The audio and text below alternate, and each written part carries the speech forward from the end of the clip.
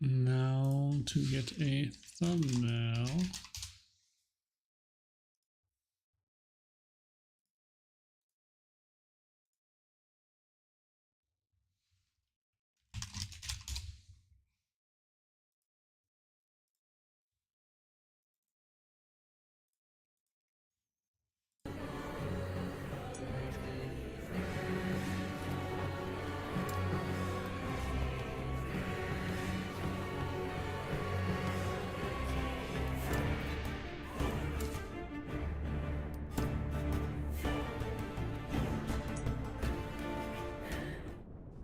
I am the Acolyte. I was raised in the city of Welrin amongst countless books and countless fools.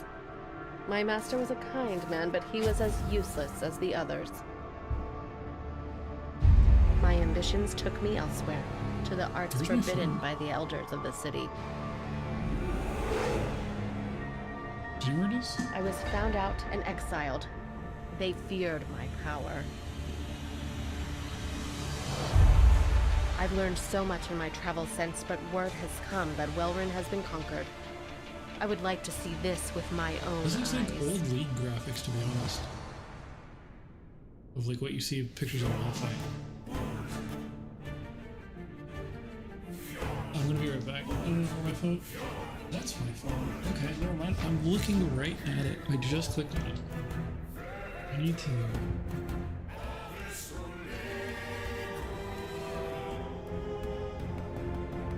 I don't understand how one of these charges so much faster.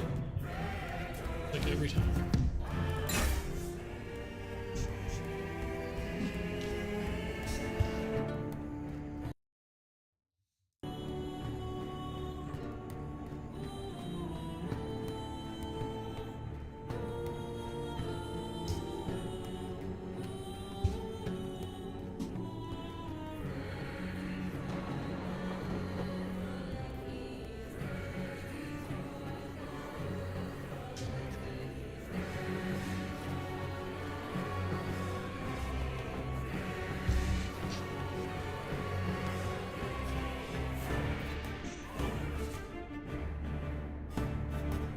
This is a long loading screen.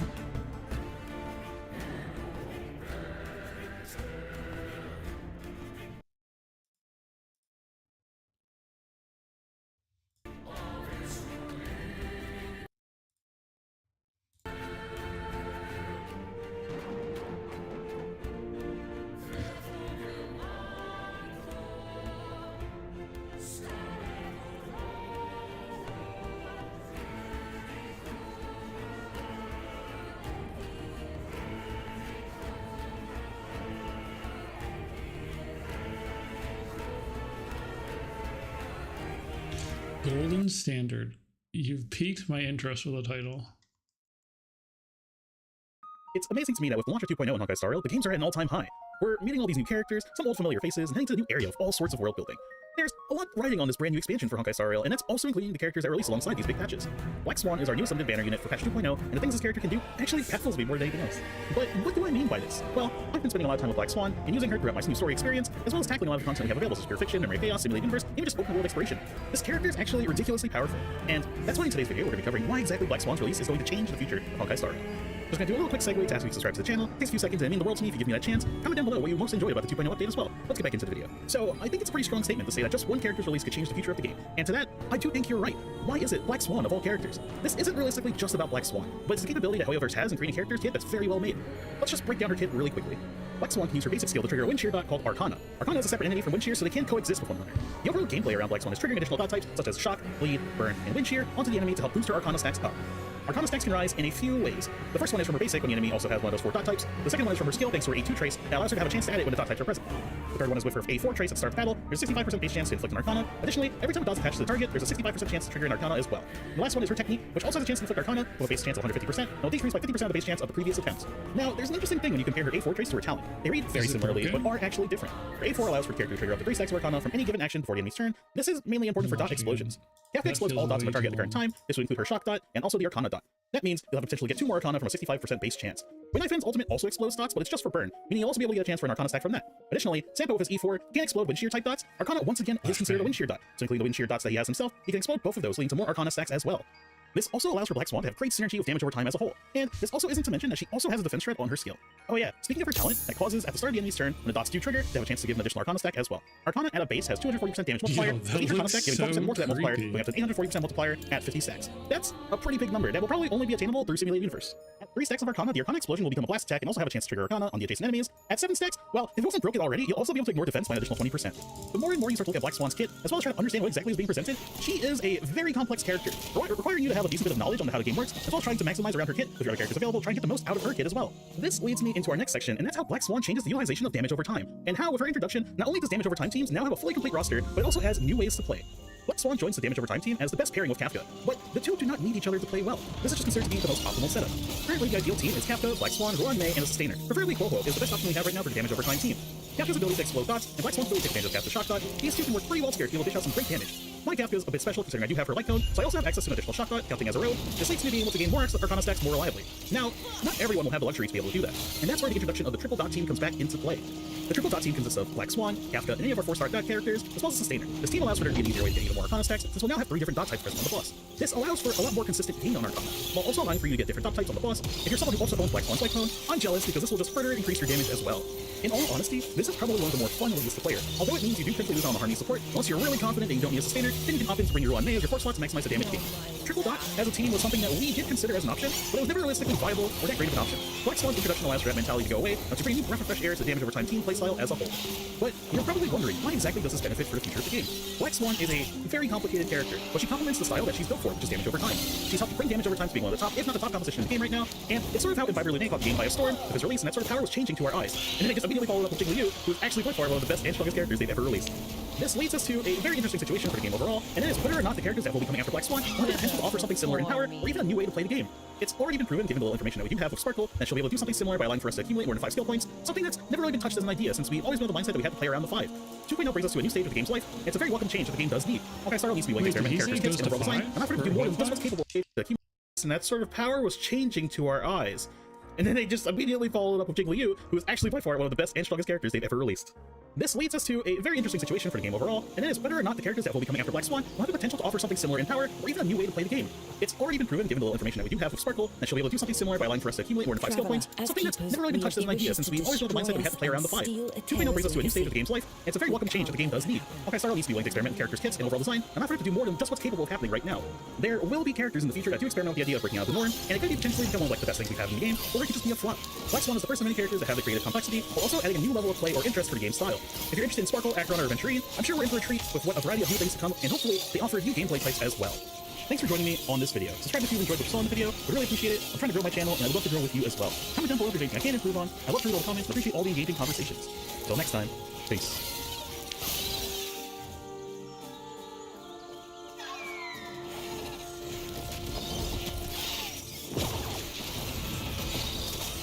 Feel my wrath.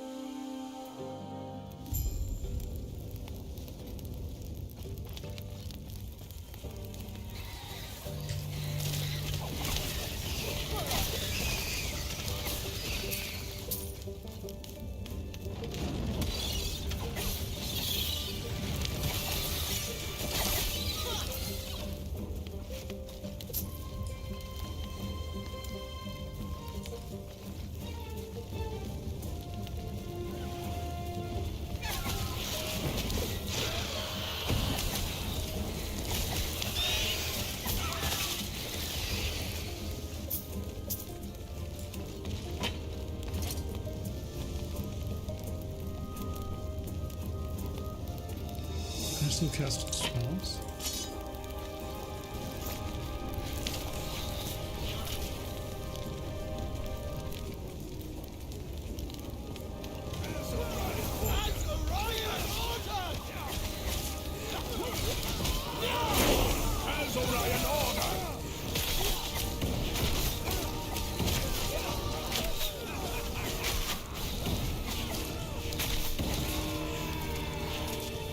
Feel my wrath.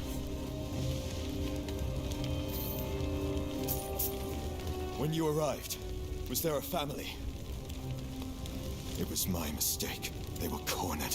I can handle Osprings. I told them to stay back, to let me handle it. What good are we if we can't? Sorry. Are you also here for the peace talks? I am. Name's Grail. Since we're both headed the same direction, I wonder, which of us will take... Come, let me watch you fight.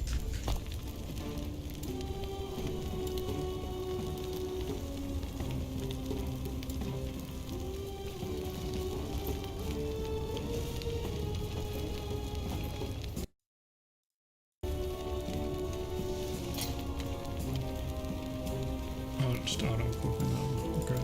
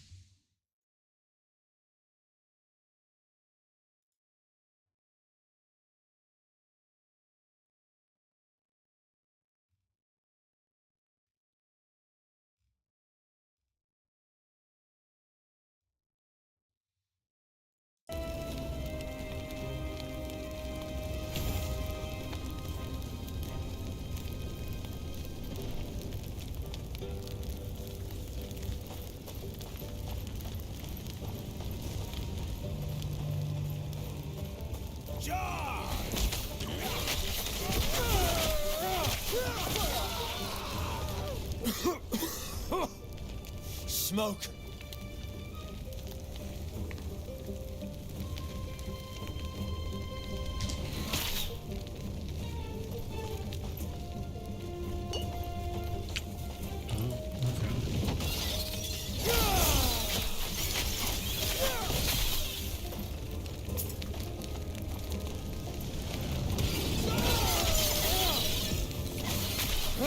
Wither before.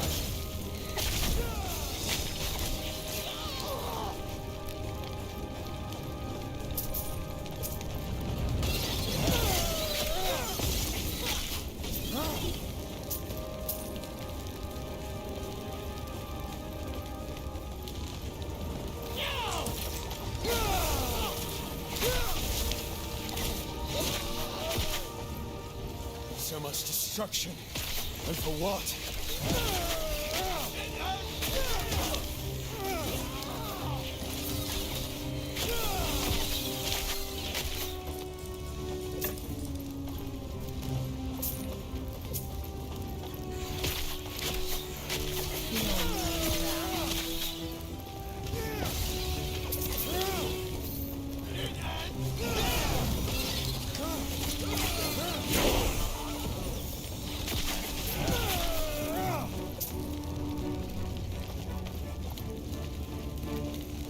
Looks like multiple.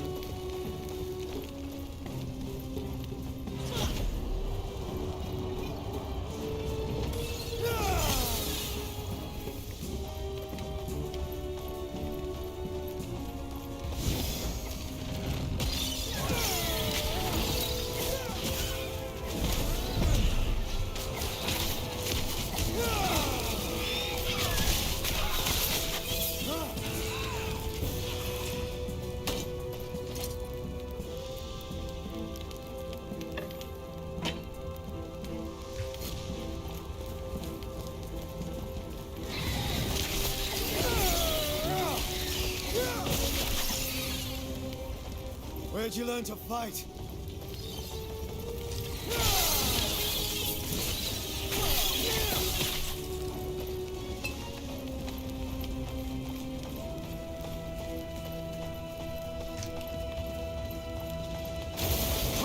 before it reaches town.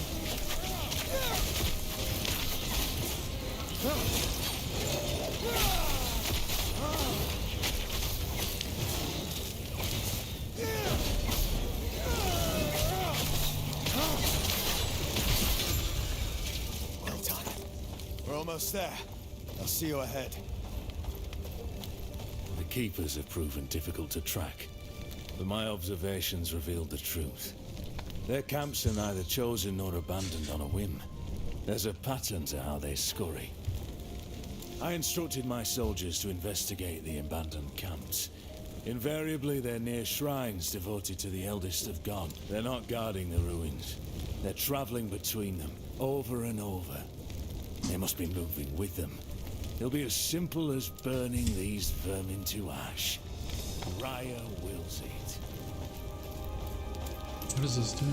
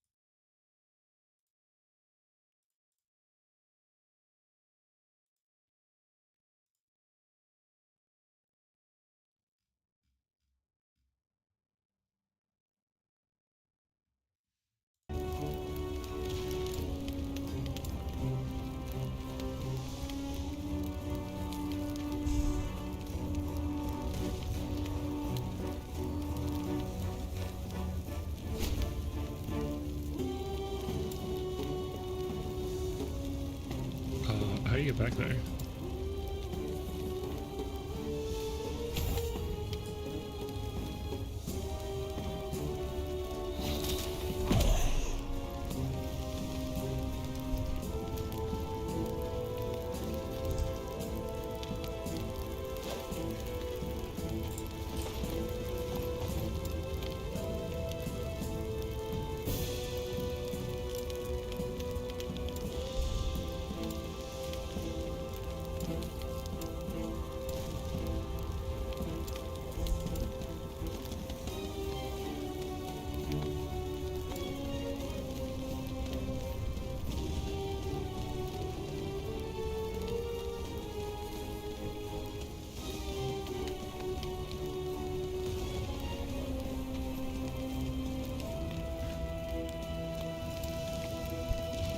I don't want this one.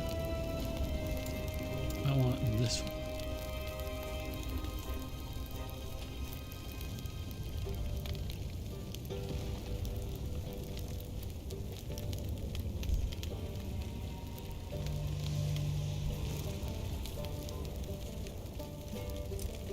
How do you...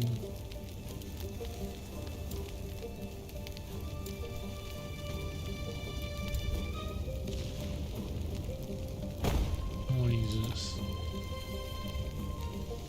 Specialize.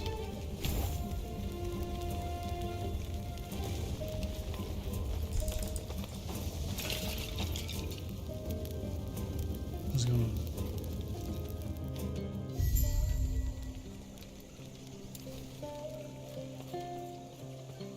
Where are my ghouls?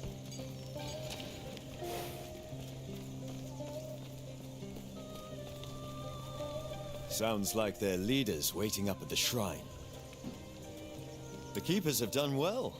This place isn't too different. A group tied closely with our goddess, Etera. They've been indebted to her. But why, we do not know.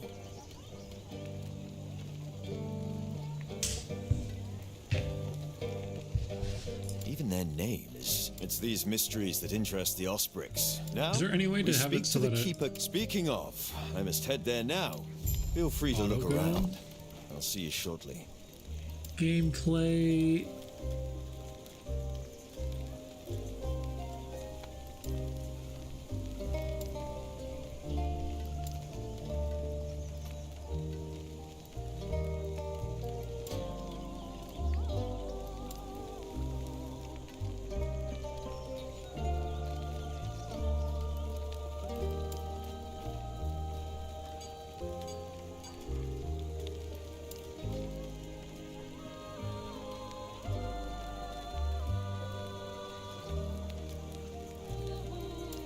Thought it hid some stuff.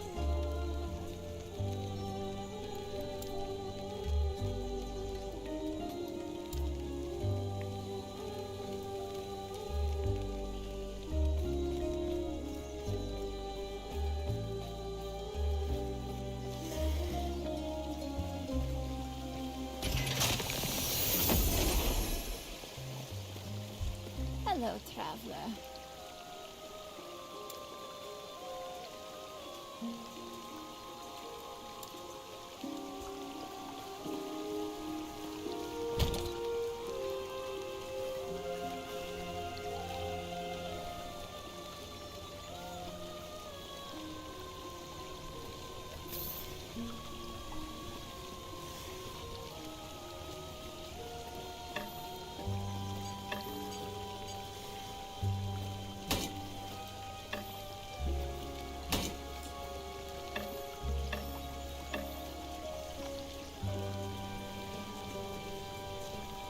How do you just auto drop it?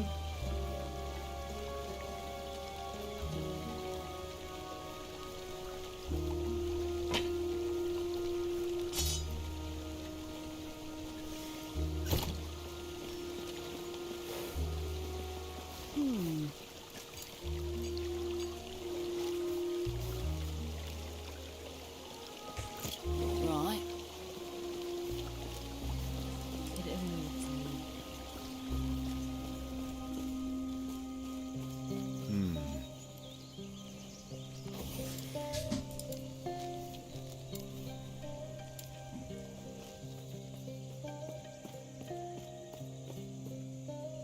Grail was just telling me of your battle. One of two. They're gone. Balthus and I remain, and he's not here. Balthus is busy checking on our sacred artifacts. We're protectors of a terror's not much, I'm afraid. You are. Even now, the Osprix swarm all of our sacred vaults. I've already asked, could you make sure he's safe? Do this, and our alliance is secure. We'll lend our aid to heal Borea's army.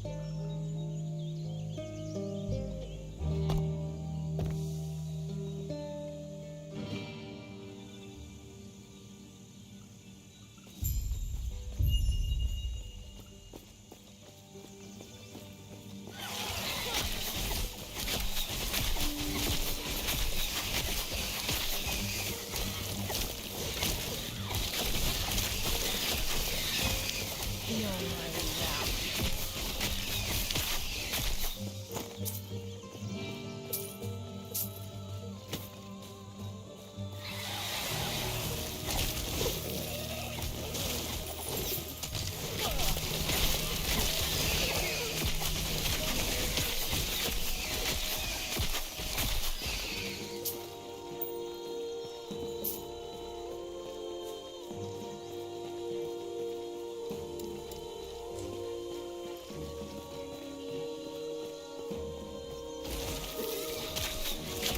Where's it going?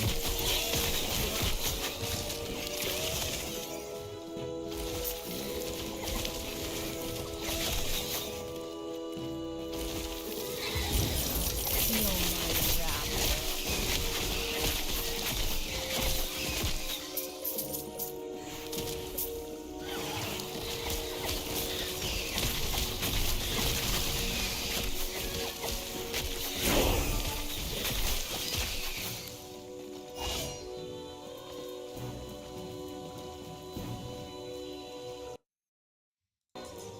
So this is one of the ones I want to use, I guess. So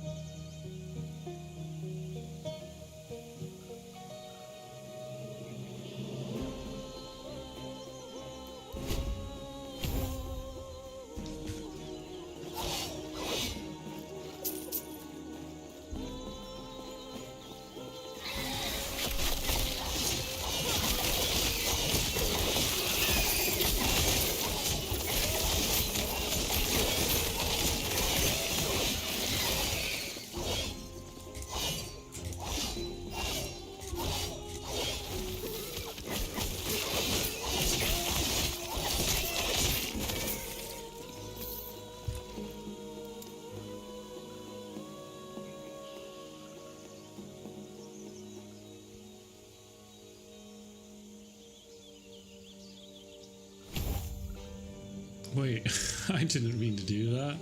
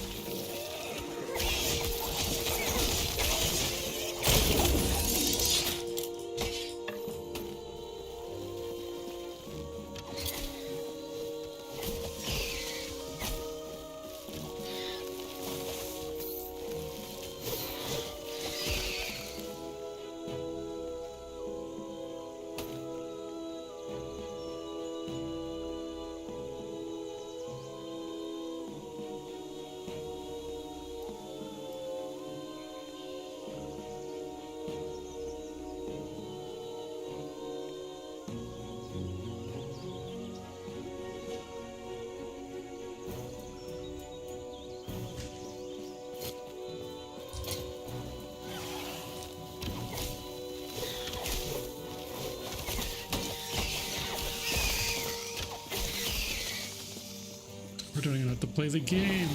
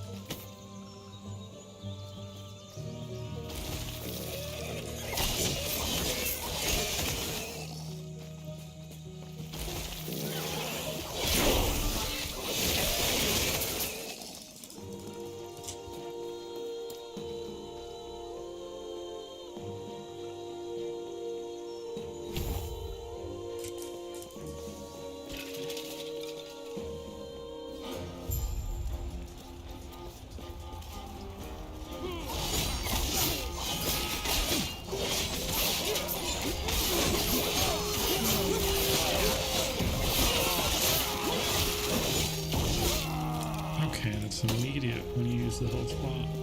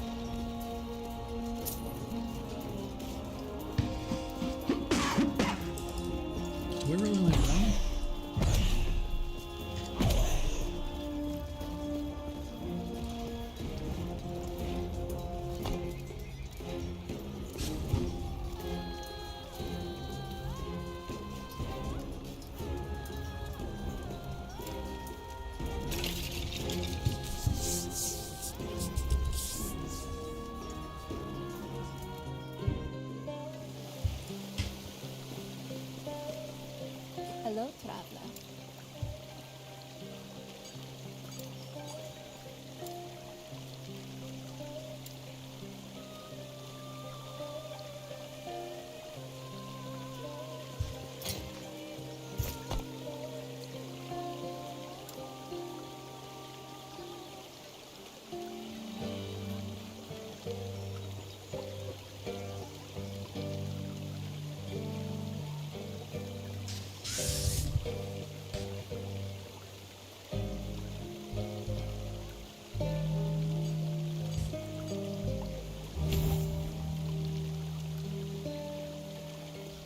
So how do you get to, like, so like, this is this window.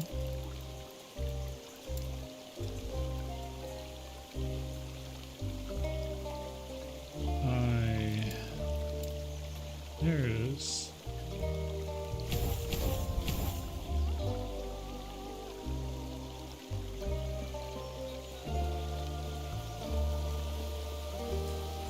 So how did I do? So I don't think I got the waypoint on the last place. I also think I got a shit ton of stuff in here. How do I?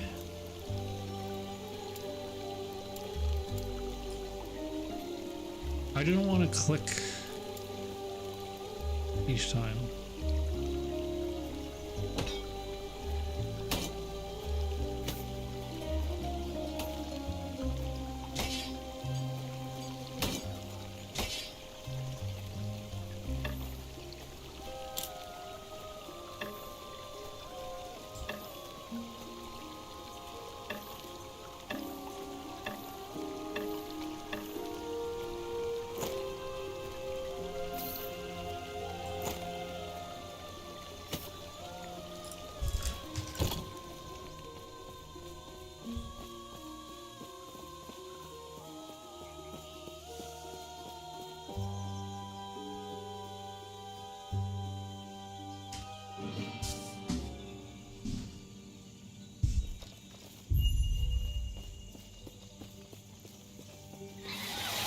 Where's Portal?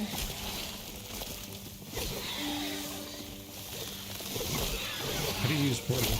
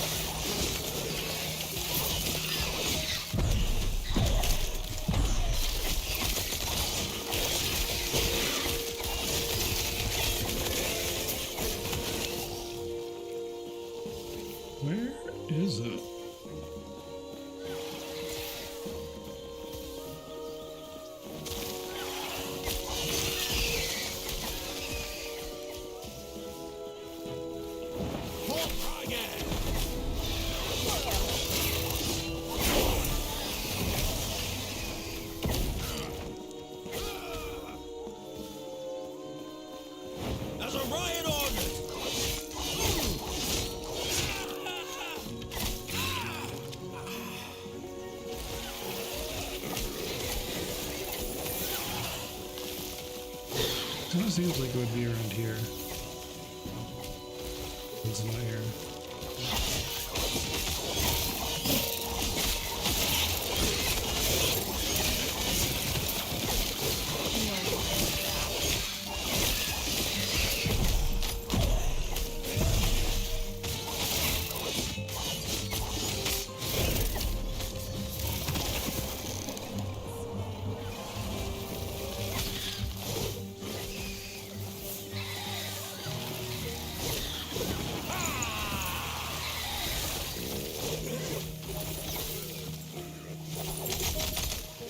As Orion ordered!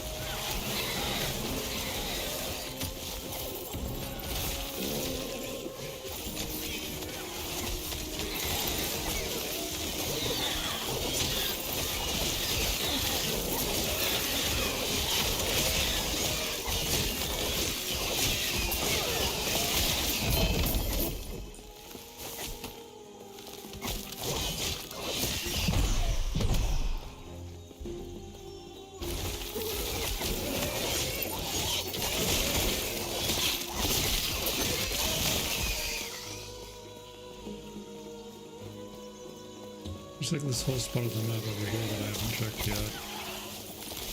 I think I went there in the beginning, like the first time I went through here. Do some spots just not have a waypoint? Like these that have that are like that? Because I kind of thought that they would have a waypoint.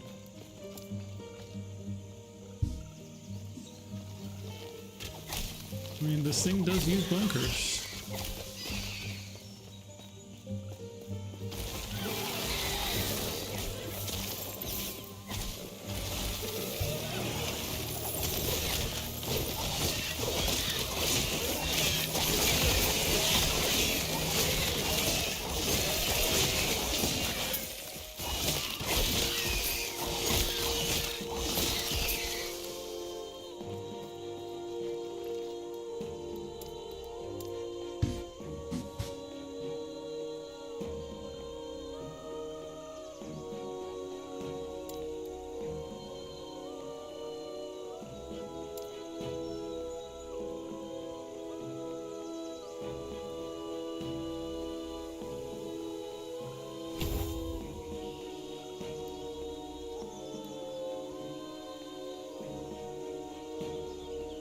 I mean, it is 5 abilities.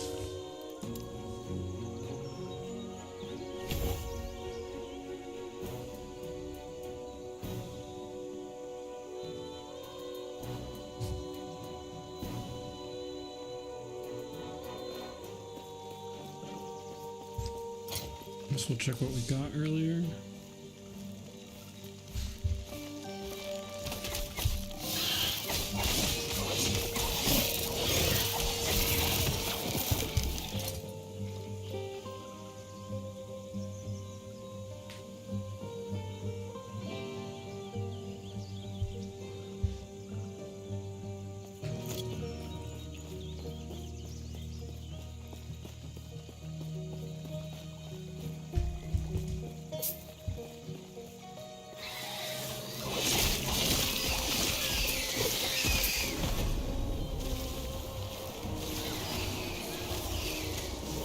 Wither before me. Okay, and so you can just travel like without having to do it all again and again. Okay. Where is this?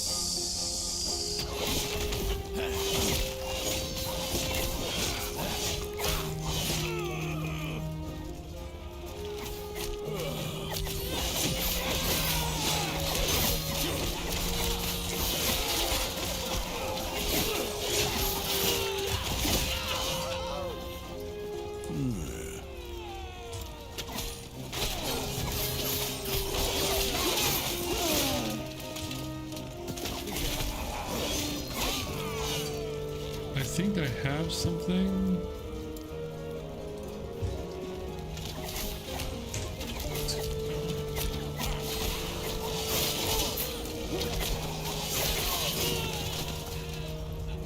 Huh?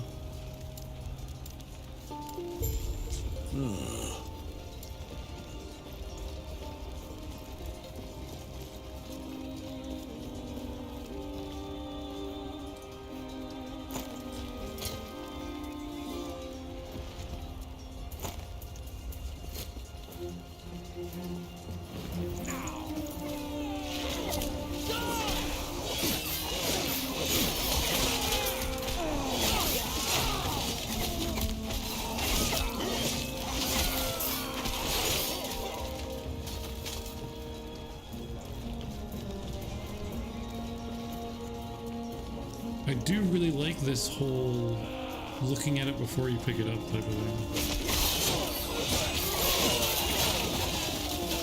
But I think I'm trying to see.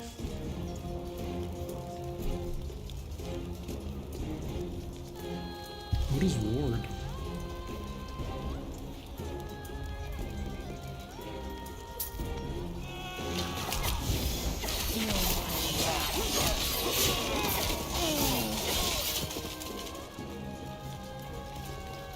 Why is it blinking?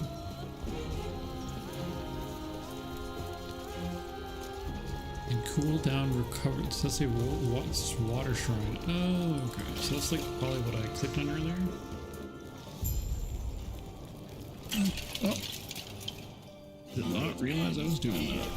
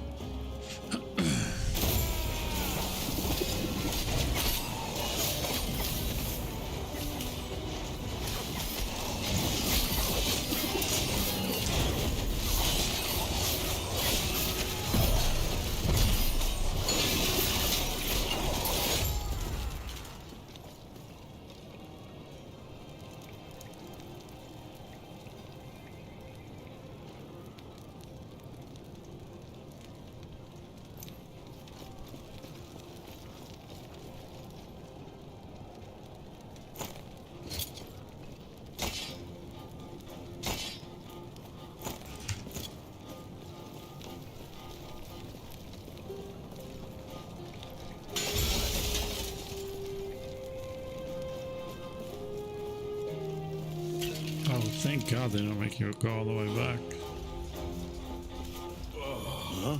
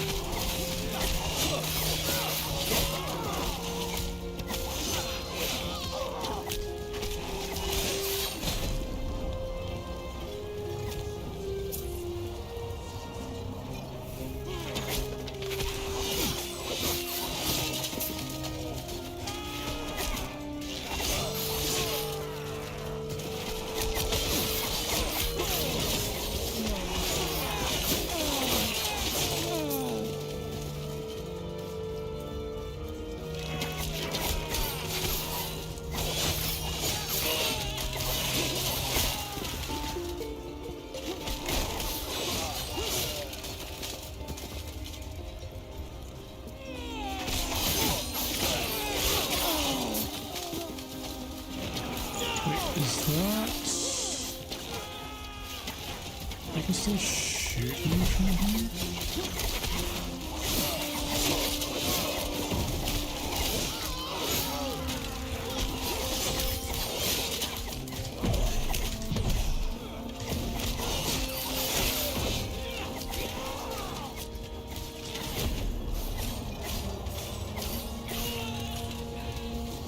Is this a different one or is this the same one?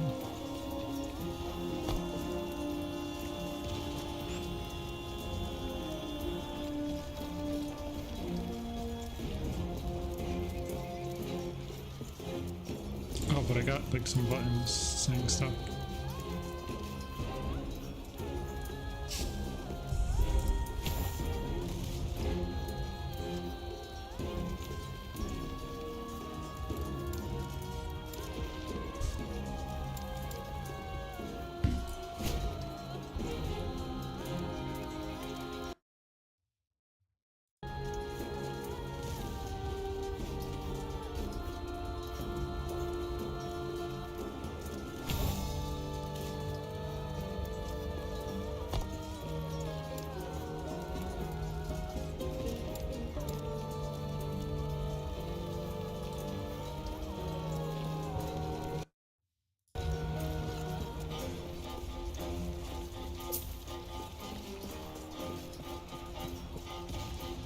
I like the music.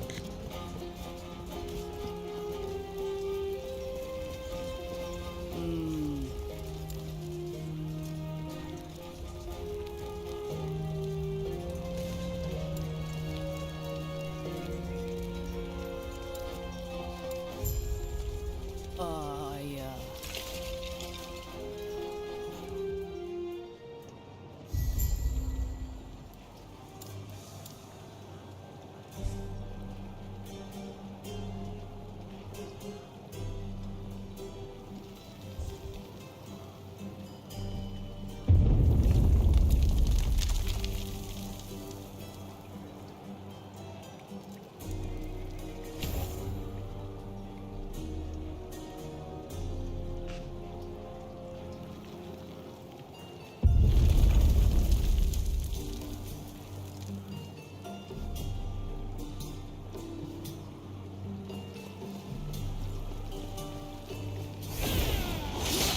Oh, you press T.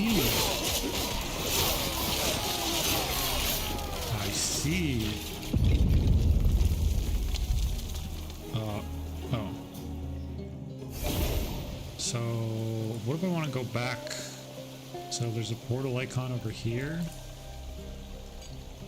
What happened? Where'd it go? I'll go back.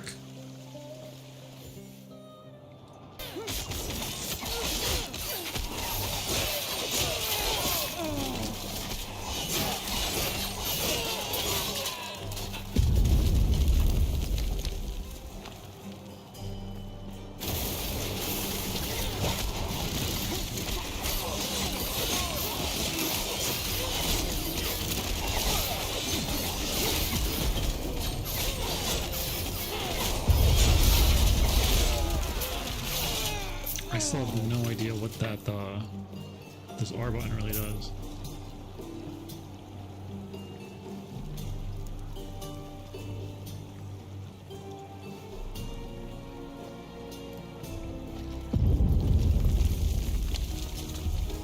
Once I deciphered the Keeper's movements, the vaults were easy to find.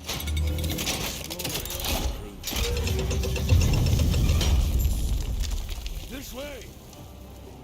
You're here to help! Just protect the sun! The drake! Tread carefully.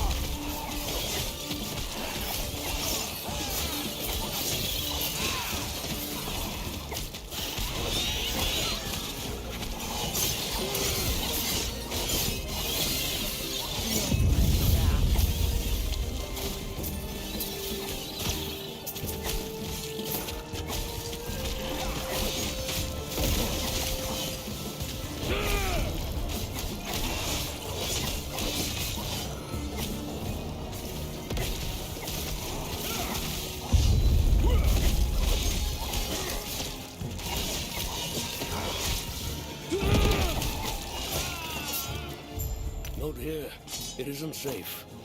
Look, that should hold them. First things first, thank you. We've reinforced our walls. Supply the howling monster circling. Sir, I see you lack keeper's robes. Lovely. While your help has been appreciated. What do you mean? I'm protecting here. It's a fortress, meant to keep unruly treasure hunters from locating the... Or at least it's supposed to. Did Lena not... Well, tell you what. Let's get out of here first, and then I'll explain more. These peace talks are hardly worth it if you don't know why Orion is after us.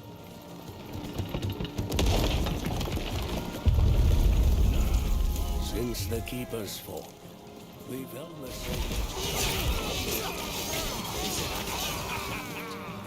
Those were Iterra's words.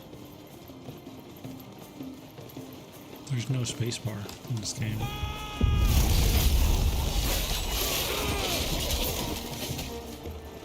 It's kind of sad.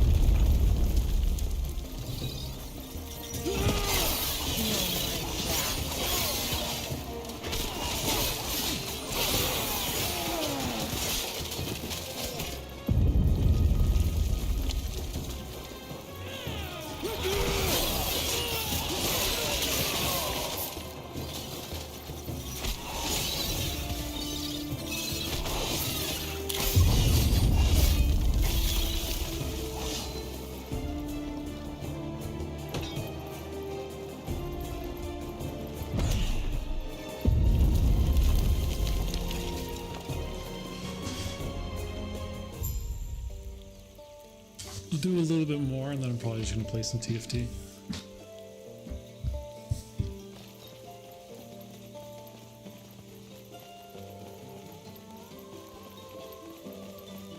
Probably play some of it tomorrow. Or in the morning, I don't know. I'm sure you have questions, but let me first check and make sure the Epoch's safe. Like, I don't mind not knowing anything about this, like it was the same with PoE.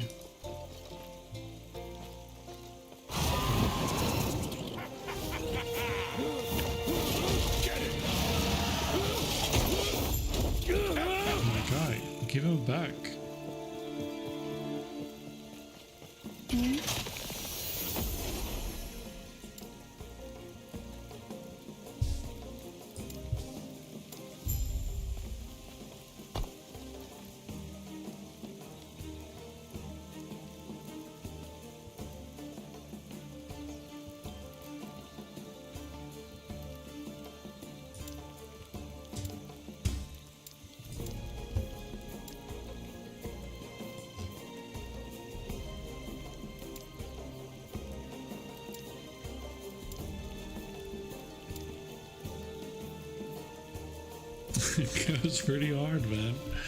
End of time. You go from like a couple thousand years to end of time. Do you save this? It's a cosmetic store. What do you do in this game? Get points. Where's the $100 pack?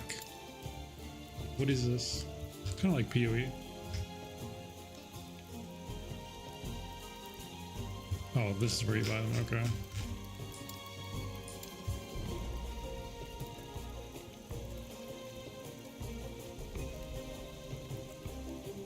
I think I pre-ordered it.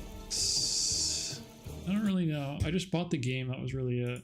I'm assuming these are. No, what's this game called? Last Epoch. I don't really need, like, I'm just kind of memeing a little bit with getting this. Okay, yeah. I just got the standard edition, I guess.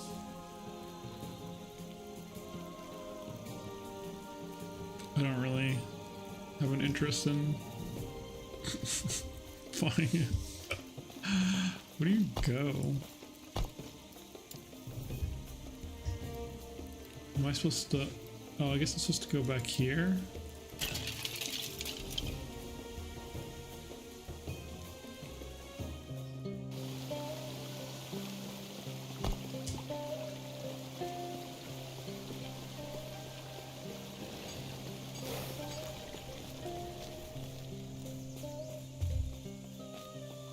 Everything okay?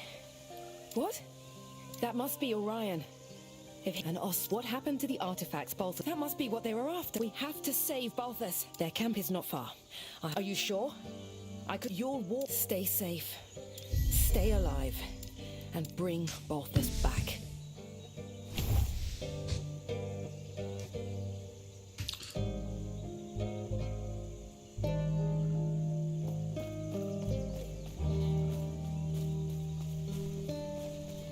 What is this?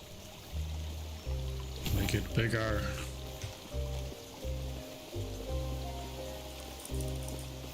A terror's blessing.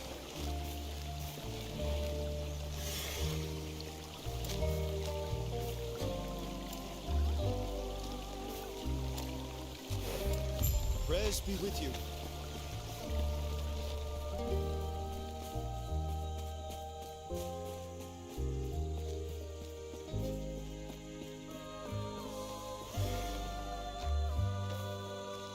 What the fuck is that? It's like that shit you see in the ocean, but on a moose. Alright, I'm gonna take a break from playing this. It's only been like, what, 20 minutes? Is that really saying an hour? There's no way it's been an hour. Saying an hour? There's no way. I was playing that for an hour. Holy crap.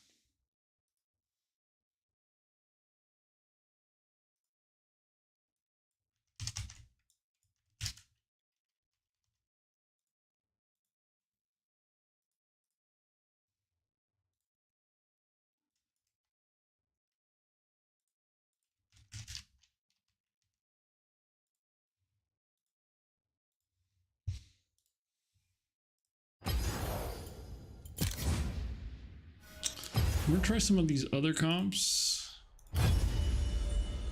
Before I just hop back into ranks. Wait, no. This looks like League though. Hold on, what button is it? It's the YouTube guy. Pentacoli. Oh, okay, never mind. That's what they meant. Song of Valor. Sounds of Valor. What? What is this comp even?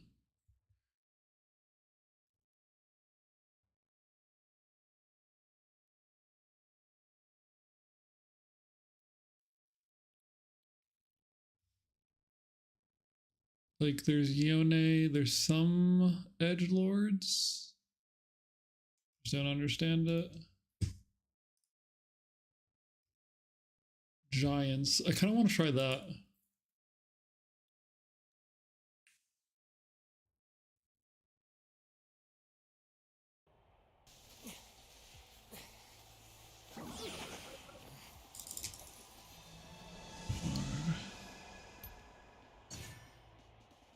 I'm gonna go fill up my water or tea.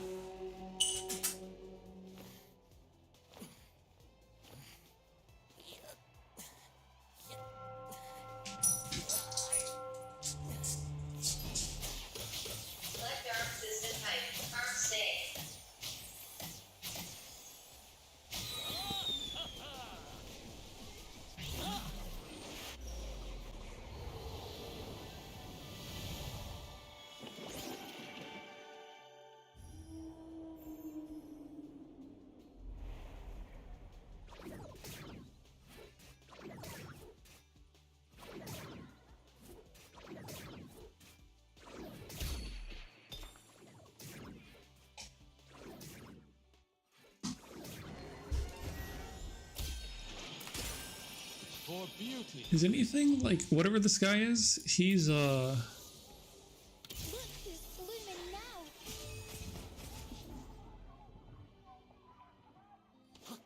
Let's dance above the human snores.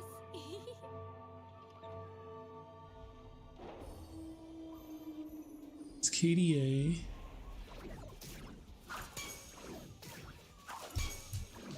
Yo, that noise is too funny sometimes. So it's like mainly true damage.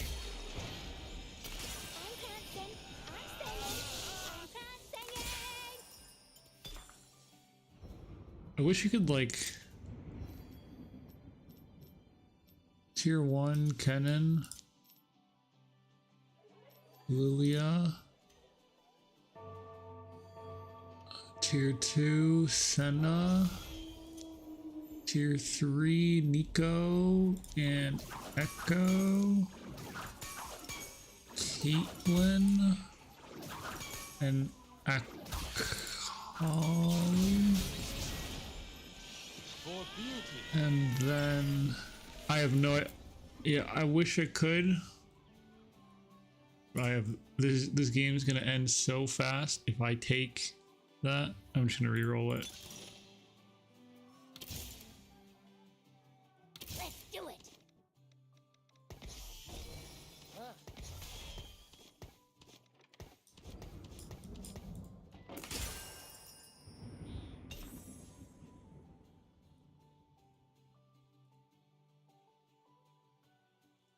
He's Guardian.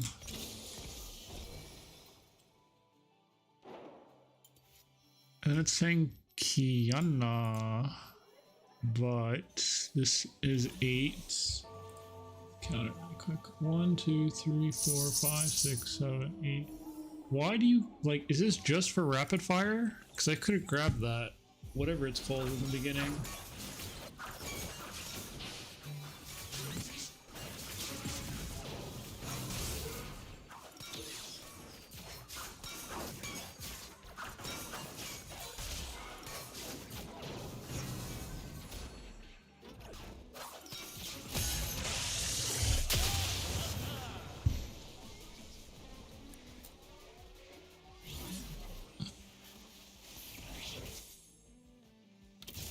It ends in silence.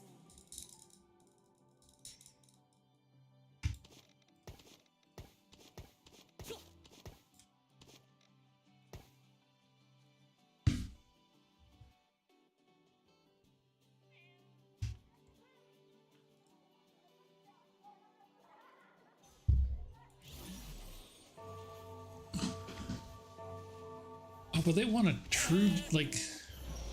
Oh, I'm going for this.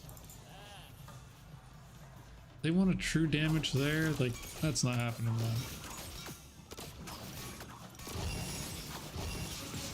Is this comp just if you just get that? So I put him here because... Eel. Yes. I think I still lose, though. I put Tarek there because he would get the shield. I think that's how it works at this one.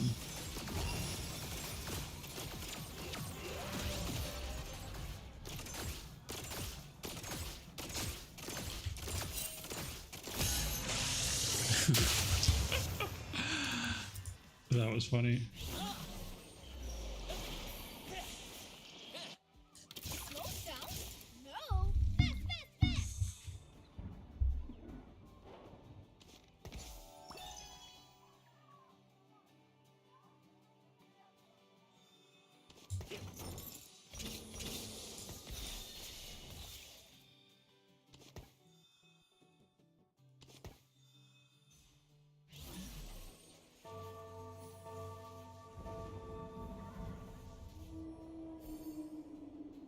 Okay.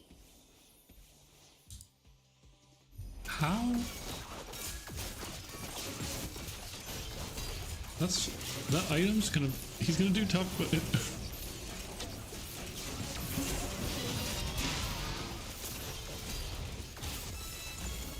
does this champ heal?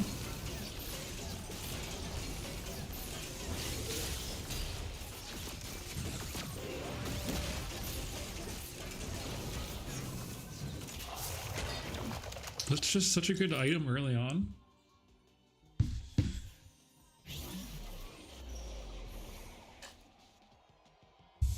What do I need? I need a belt, but I also need sword tier. I want to make that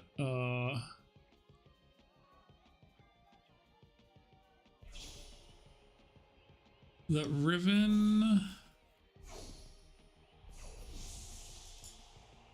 I think that ribbon. No, I guess I go for the jacks.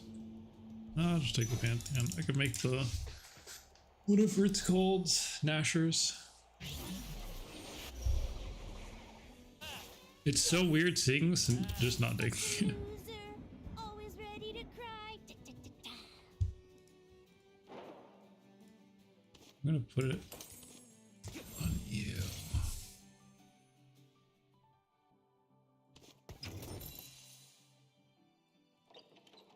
Like, I have an idea of how to play it with Samara, but if I go Samara, I know I'm gonna do the same thing every game.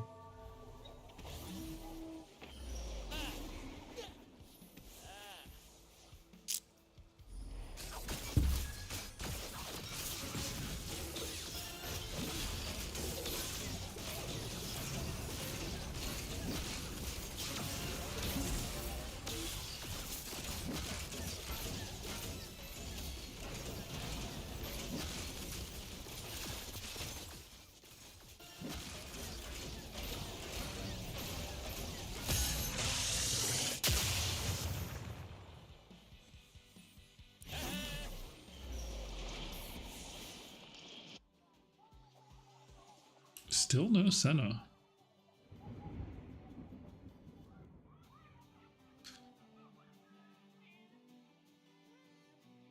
How do you even make a true damage icon? It's a sword.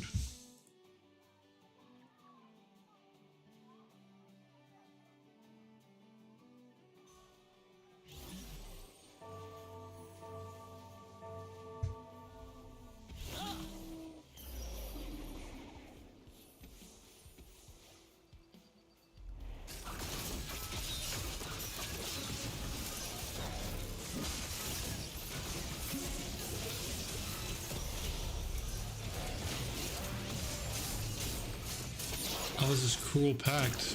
I was supposed to just be like, why am I getting dumpstered? And why does this guy have a 4 cost? And I saw it see a 5 cost.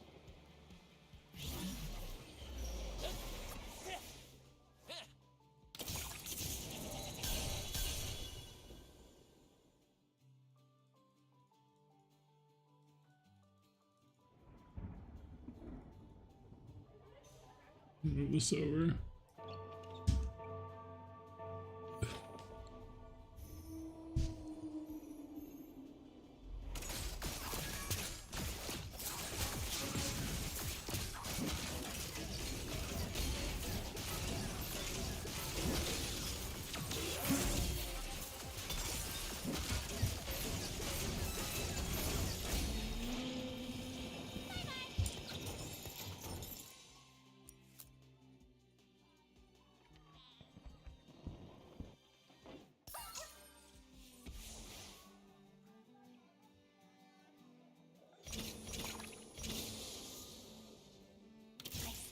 hear the song of the sea. Music brings us to life. That's worth fighting.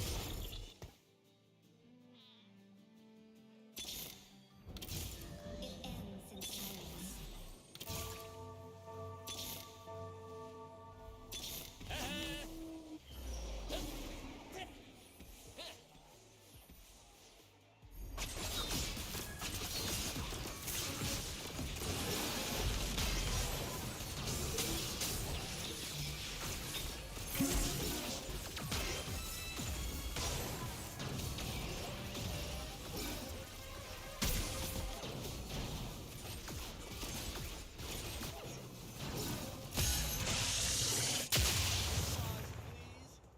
Okay, just a little bit of thunder to claim.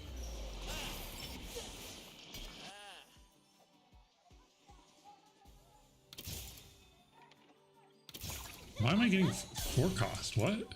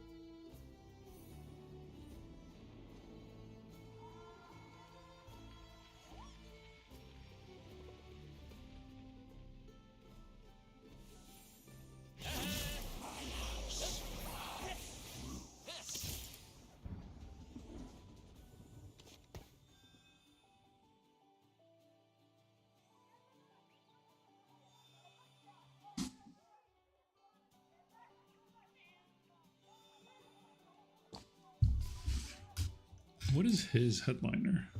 Oh, just 15.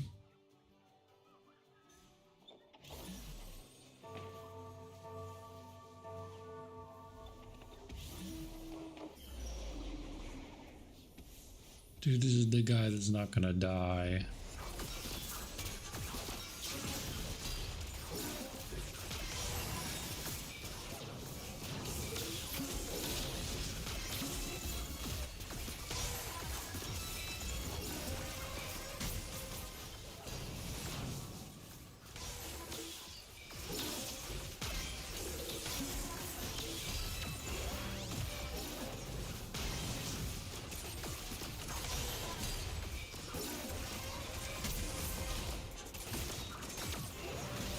Dude, they can do all the damage they want to that guy. He's got 5,000 HP.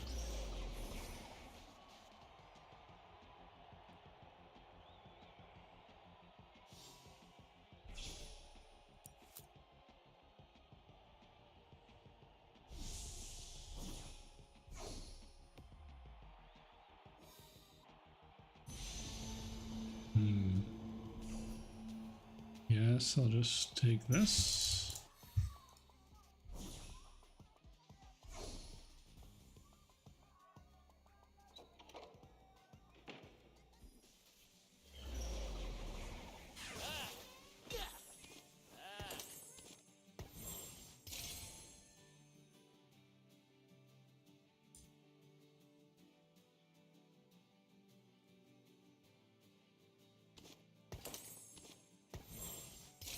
Guess you're gonna be a collie for the time being.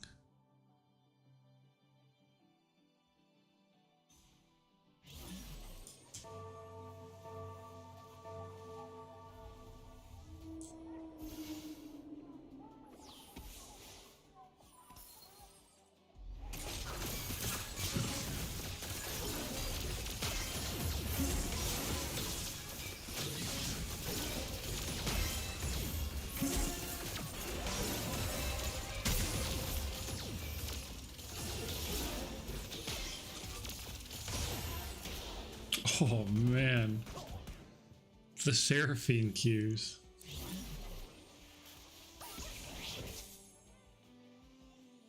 I am just not hitting.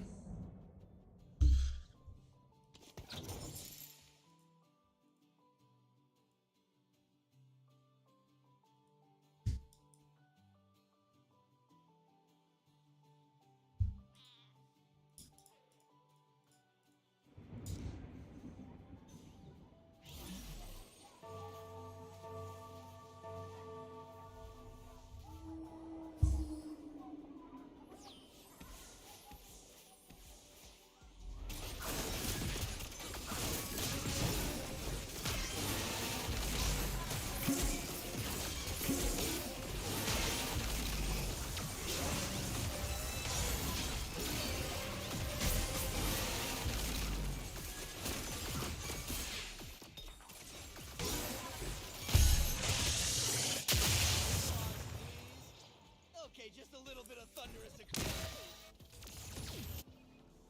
Are these mine?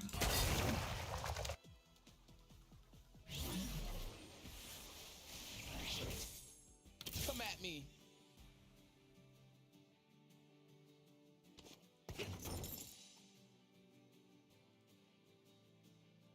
It's armor and sword, I think, for Edge of Night.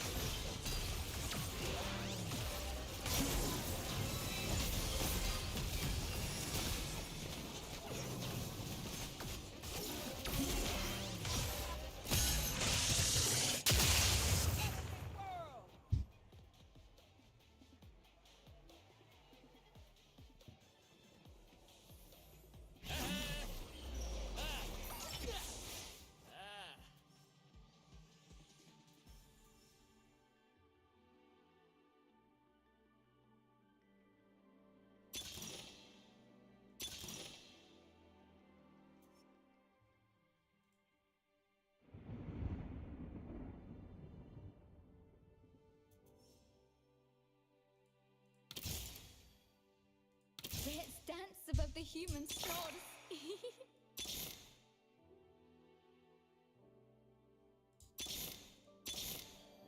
Slow down? No! I much prefer this to desk duty.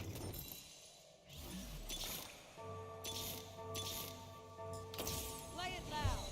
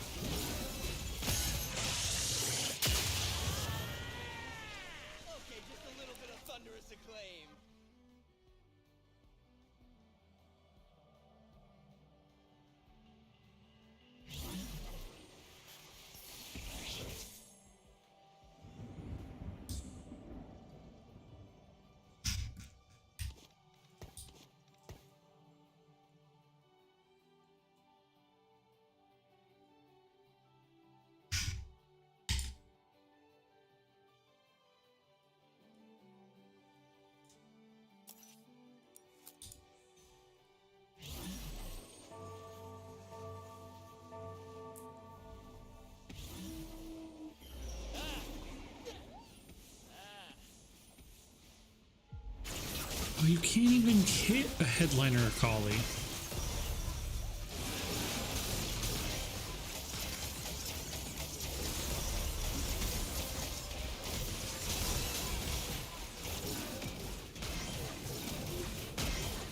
Dude, he just got one shot. Oh my god.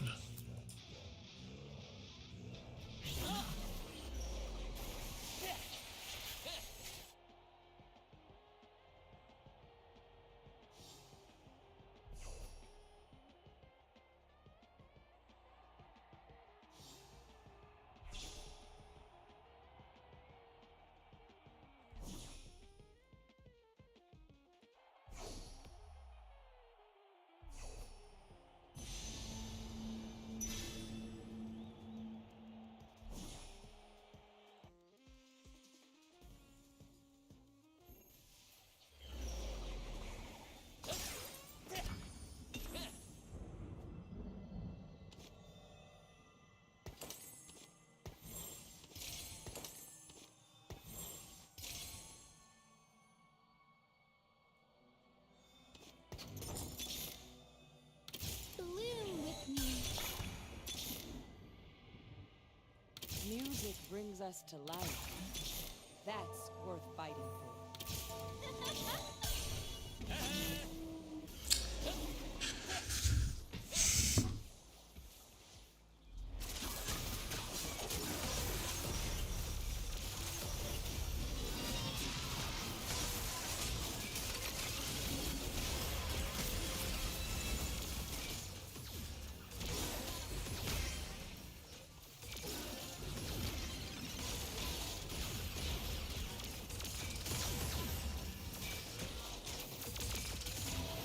What? It was so close.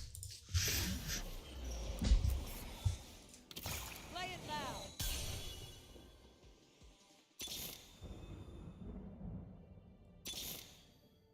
Come at me.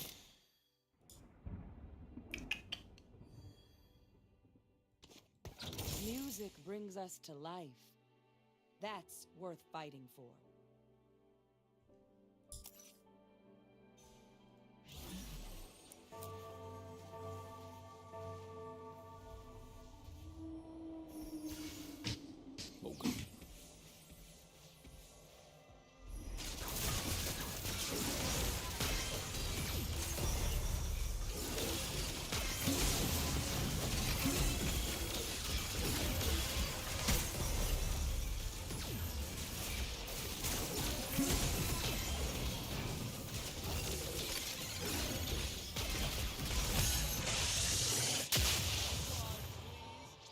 Okay, just a little bit of thunderous acclaim. Come at me. I'll make this quick.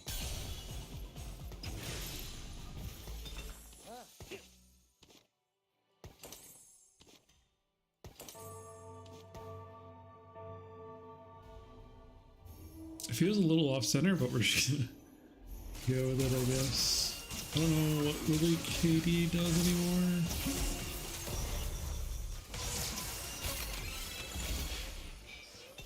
Get on my level.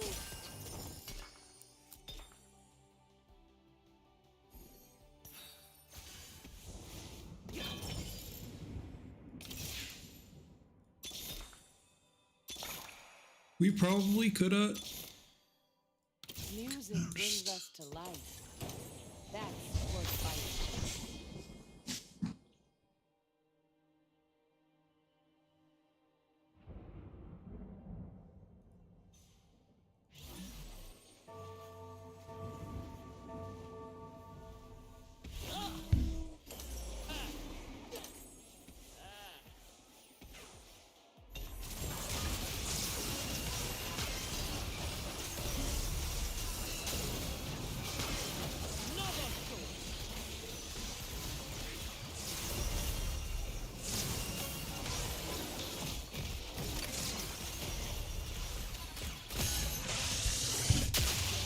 Did I just get 16 gold from that?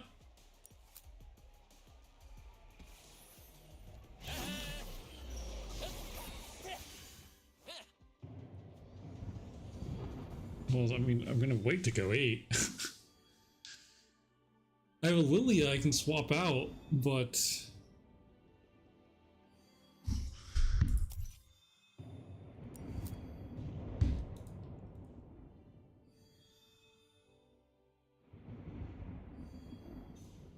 I don't even have a Collie.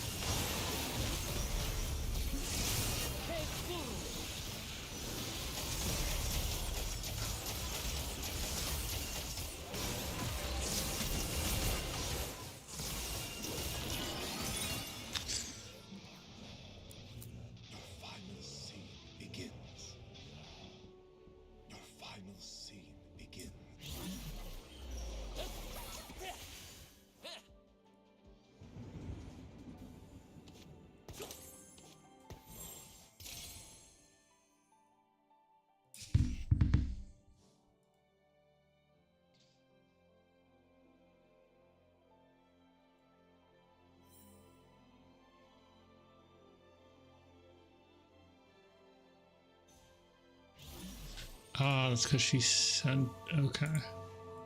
I'm wondering why that was so much more.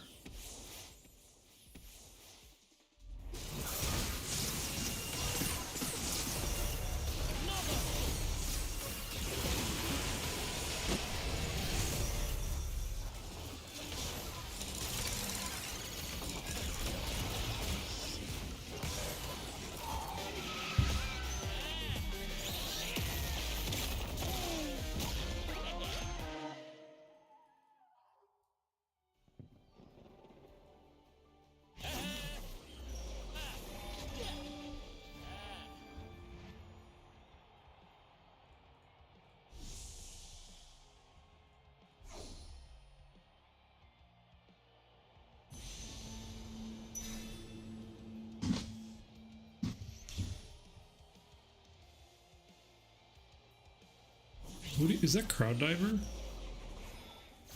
I was saying put this on Caitlyn.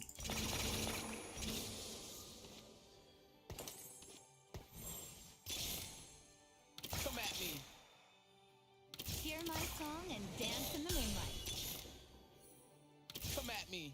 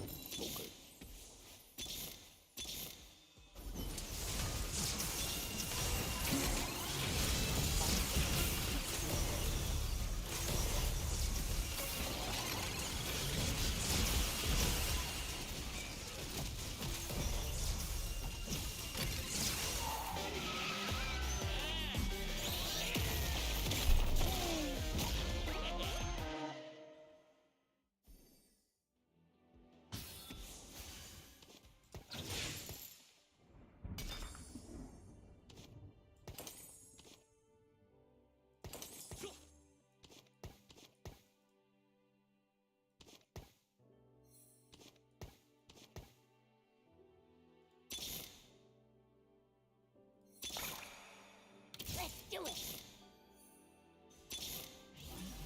Finally, let's do this. How do I get her to be KDA? Do I have to have something KDA in and then swap them out?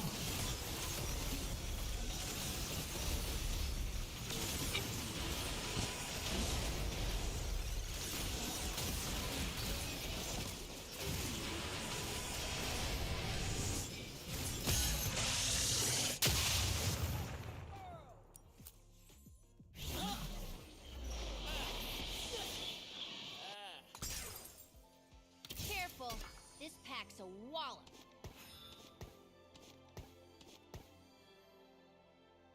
Let's dance above the human swords. Let's do it.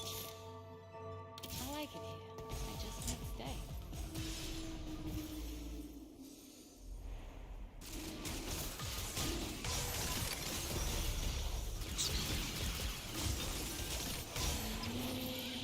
So it's by who is more on the field. Okay. Oh, I could have grabbed that echo. I totally was not paying attention. Oh, I could have 3-starred that echo.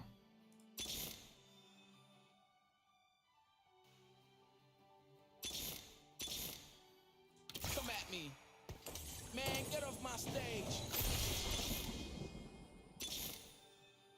I like it here. I just might stay.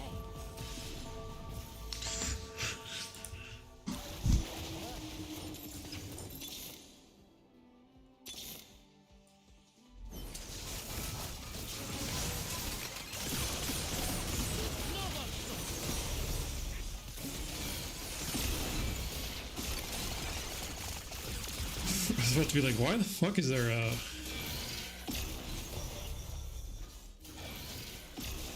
Kaisa on my board? I thought it was his Kaisa.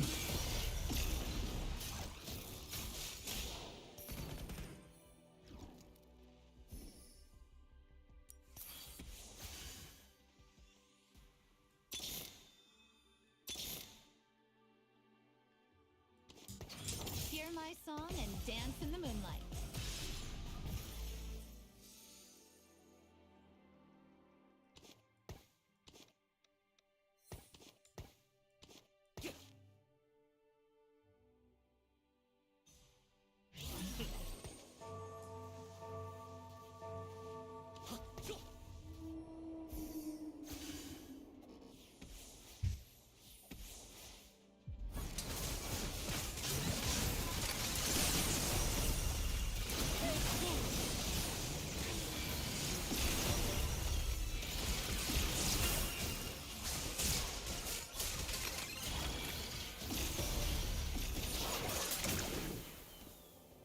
Almost.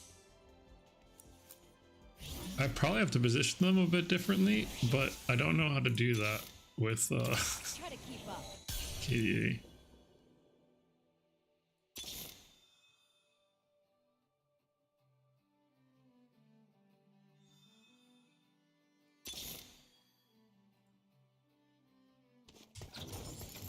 Hear my song and dance in the moonlight.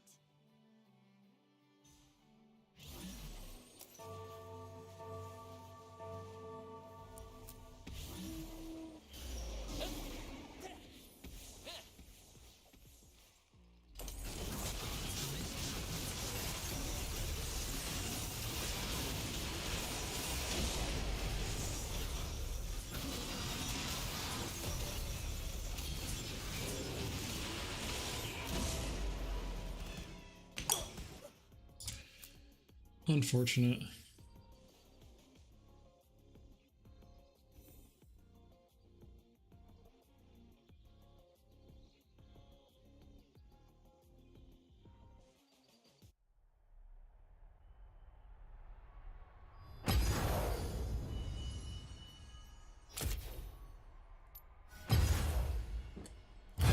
Let's just try it.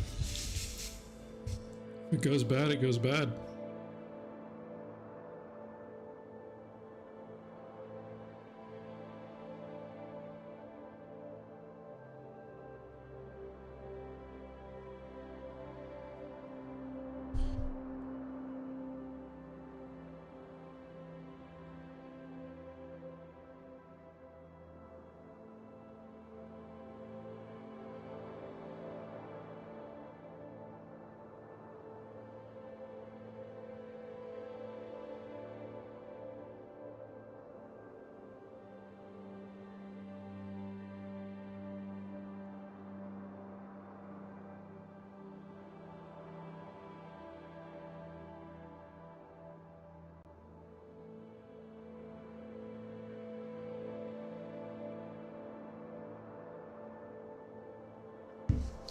But there's nothing you can do about my...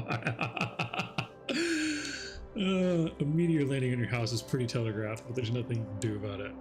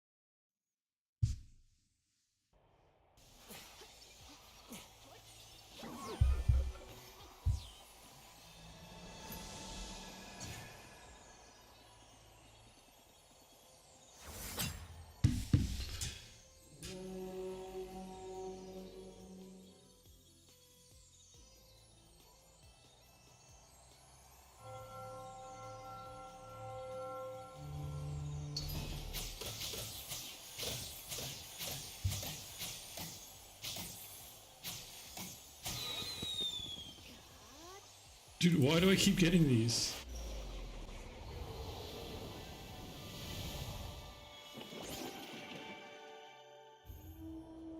Edgelord, Sork, Executioner. Spell, okay. Same thing.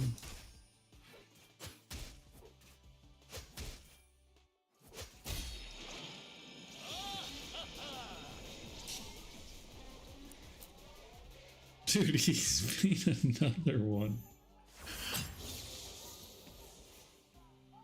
Let's do it.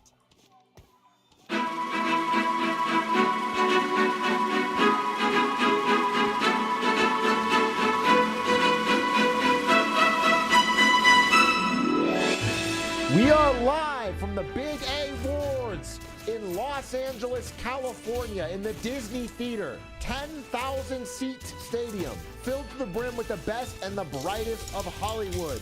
Put on your best clothing. It's time for the only award show where the streamer has no idea what's going on. The Big A Awards. Yo! Hi. Hello. Welcome. What's up? You might be wondering, why do we bring you here today? I'm here to tell you that the purpose is this. The Big A Awards.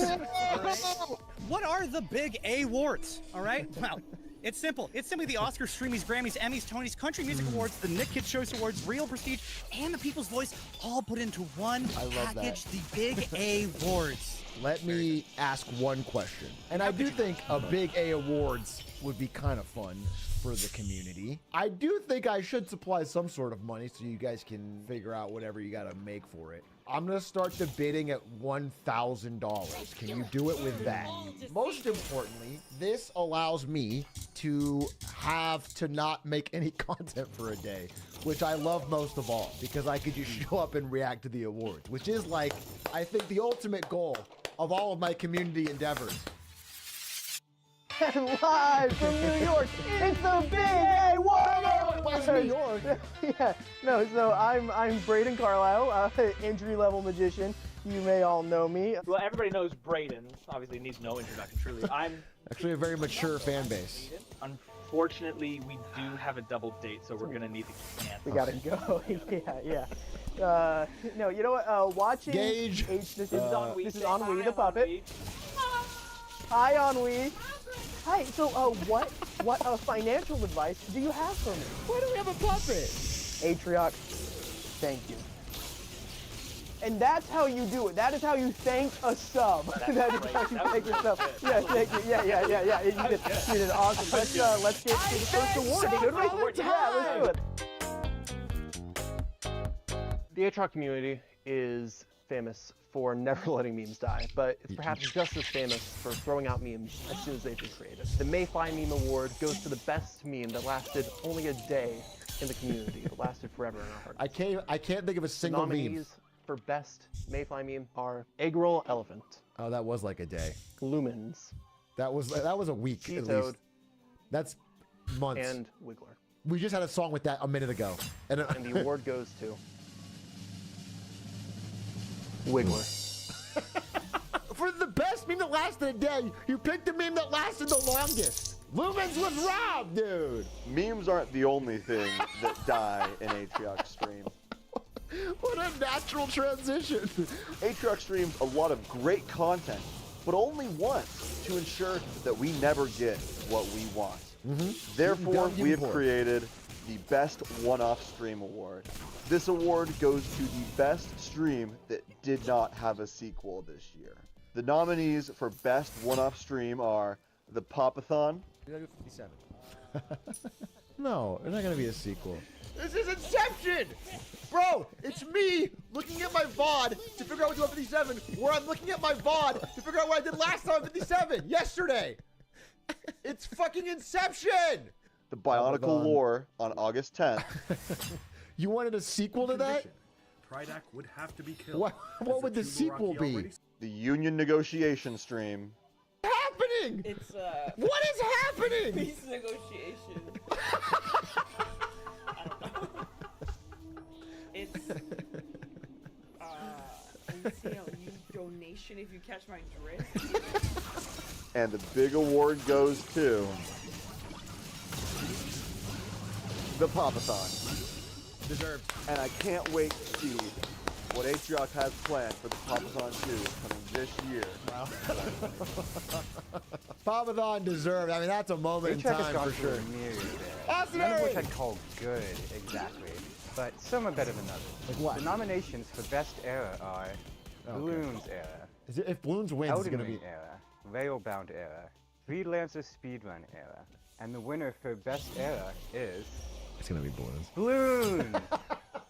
Is this whole award show a psyop to get me to do Papathon 2? Our streamer has many wonderful clippable moments, but a couple stood out above the rest that you guys voted for, and that was Atrioc gets jump scared. Oh, it's Don't Touch the Edges. I remember this. Is it time? This is in Roblox, by the way. This is a Roblox phone game on a phone in Roblox. Lancer. You didn't notice his fingers? Notice they were fat? No, it's not glizzy hands equals cancer. I don't have cancer. I don't have glizzy hands. There's no similarity between my hands and his. Treelander. That's worth fighting. This is a great and moo all day. Oh, the moo! Oh, thank the heavens above. Oh, yes! Okay. Don't even think about melting away. Don't even think about it! No! Get up! The fucking ship won't move! It's stuck!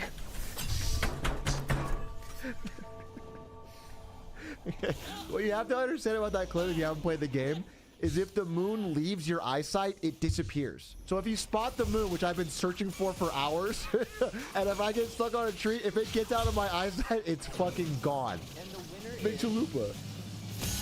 Lancer. That's the worst one. That's the worst one. No, I don't have fucking. Stop it, Brayden. You really can't. Oh, hey, chat. Hey, chat. You do have a wife. She's worried now. The team here at the Big A Awards, we all are big fans, and we have all been featured at some point on Atrioc's stream. And we've compiled a list of our favorite moments that we've been involved. Take a look. Okay. It's in a book. The reading range. DMCA! No! You guys are like falling in love over the broadcast. It's like the cutest couple I've ever seen. And then a guy named Guppy Fish who sends me a picture of his cat every single fucking day. That's who I'm voting for. And I haven't yet blocked him. This is an awkward moment of sincerity, but like when I took a fucking 6 month break from content, people weren't sending me DMs. Guppy Fish still did. Like, every single day sent me more cat pictures for like 6 months.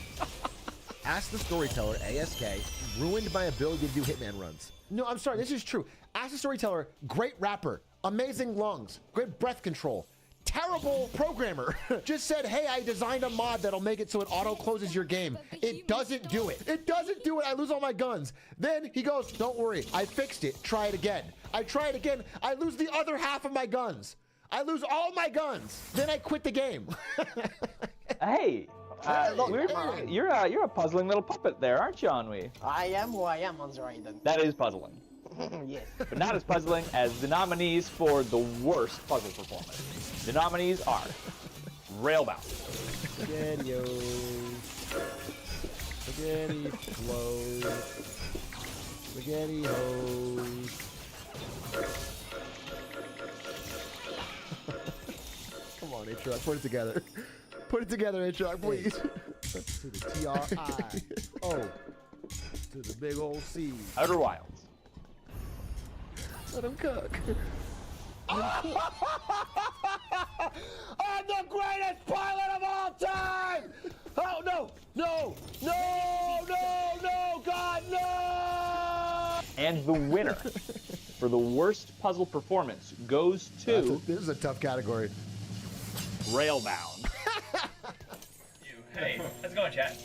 Anyway, while Atrioc loves to embarrass us with his defeats, he also loves... So I do know that I did front $1,000 for this, and I don't see a lot of yarn that you said you used it on, and I see a lot of like an Airbnb with a hot tub. I feel like people in my community had an Airbnb orgy of some sort on my dime. Okay. The nominees for best pop-off are... Oh, I love this one. The Fortnite Victory Royale pop-off.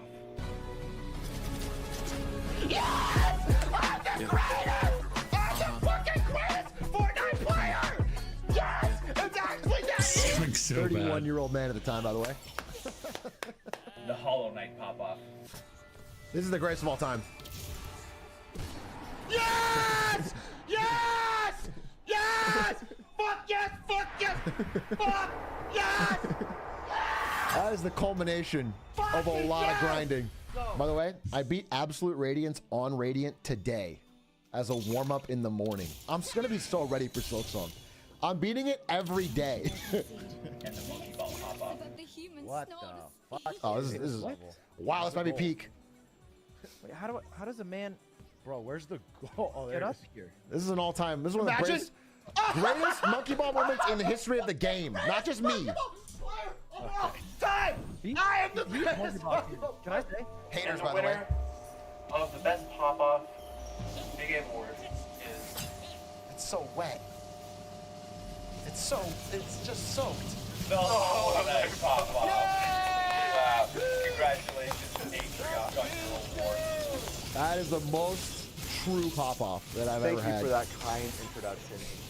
You have just seen part of the most highly produced content of the year so far and the years to come. And you're probably thinking, Yeah. how did we pull this off? Sure. And I'm here to tell you. As you may know, Atriot gave us $1,000. One rack. Let's go into the yarn first. That sounds intriguing. We spent $124.15 on yarn. That seems high, but I was actually prepared for so much more. That's actually a relief. That's Here actually is good. what we did with that yarn. We made crocheted lilies, right? Right? They're actually awesome. Wait, can I have one? I'll pay for it. Of course, we also have logistics I did pay for expenses, it. and that's probably where things get a little more crazy. Well, as you can see, we are all kind of together in the same room, so you can see how our logistics expenditures lay out. You did buy the Airbnb hot tub on my dime. I was joking. You legitimately did that. As you know, Atriot gave us $1,000, so we spent $2,686 on flights. And we have a cool stat. We collectively traveled 29,000 miles to get here. $1,300 on hotel rooms. Again, Atriot gave us $1,000. As you can see, we have a little running total here at the bottom of $4,000. Surely it's not going to get much worse. We spent $6,000. I'm gonna run an ad. I'm gonna run an ad during this. Let's go into the final category. I Production don't know if that expenses. connected or not. We spent. No! We have $4,000 worth of audio equipment. $3,500 of computer. How the fuck did this audio cost $4,200? So this is a near 20 grand award show that I'm watching. Atriot swears they plays games on stream, but I've never seen it outside of May 22nd. And you But can tell. These clips, the nominees for best gaming moment are... There's a lot! I think I got the world record. I think I did it. I did it! I got the fucking world record! I got the fucking world record! The fastest fucking train you've ever seen! Break the goddamn thing! Break it! Yes! Oh, yes! Yes! Yes! Finally!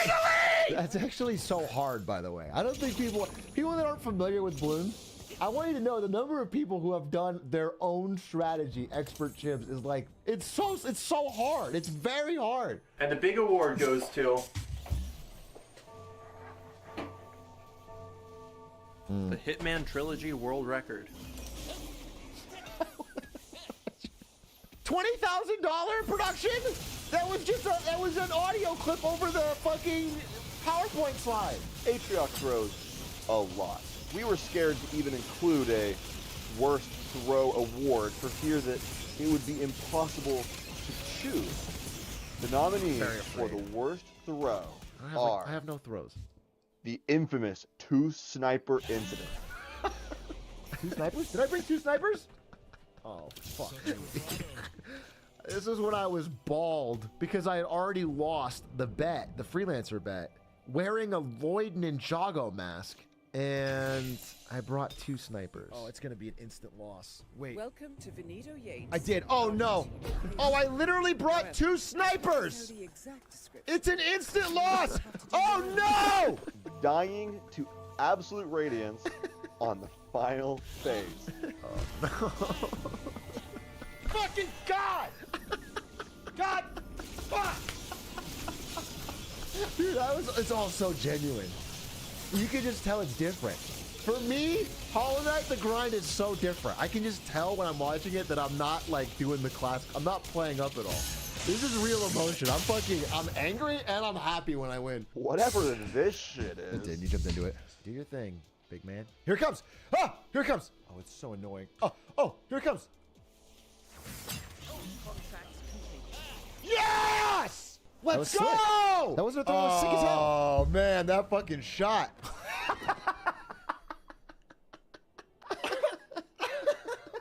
And unplugging his controller mid-fight. I forgot about that. Oh, I don't have it anymore. I forgot. Yes! Fuck! Yes! There once was a guy with an iron No, I unplugged it. blade and No! played until he Oh, was no! Drop him low, he said, hold your channel points, Jack. Why can't he beat this thing? He can't even beat the first 20 feet. The big award. I mean, that's the for biggest throw I've worst ever had in my throw life. Goes to unplugging his controller mid-fight. How deserved. do you do that? Deserved. Your keyboard was still plugged in. You could have just tapped spacebar. What are you doing? The panic. And I sold the Bringing Nico. pizzazz to an otherwise mediocre and I boring totally forgot that stream. was 2 super I'm fan proud on the to present headliner the before. nominees for Best Joler Award. We Oh, it's have Ari. Ari's full stream takeover. Ari. I will chew off screen. Oh. Oh, it's not very good. Ari plays Oregon Trail. Another fun fact is scurvy. What about it? It was bad. Ari's Atrioc impression. Okay, now I'm gonna be like Brandon, okay? Because I have food and I'm gonna be like this. Oh yeah, guys! I'm not a coffee crow! Yummers! And the big award goes to Ari's full stream takeover. And here to accept the award herself is Ariana Ewing. Okay, I was. Hello, fellow Joelers. I can't believe there's even an award category that involves me. Thank you for putting this together. It really is impressive how much time out of your lives you take for Brandon.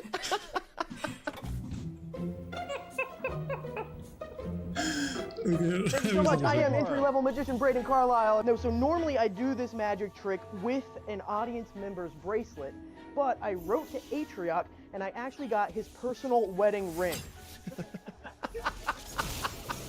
So here we go. Just go ahead, catch the ring. Oh, you got jokes, huh? Awesome. Okay. Are you kidding me? Are you kidding me? I'm not playing it up. I'm reacting to what's on the screen. This is a rom-com. You guys filmed a rom-com on my own budget. Has anybody here heard of sword swallowing? Anyone? Shoot, come So I guess I don't. Is there KD8? There's KD8. A collie. Oh, Jesus Christ.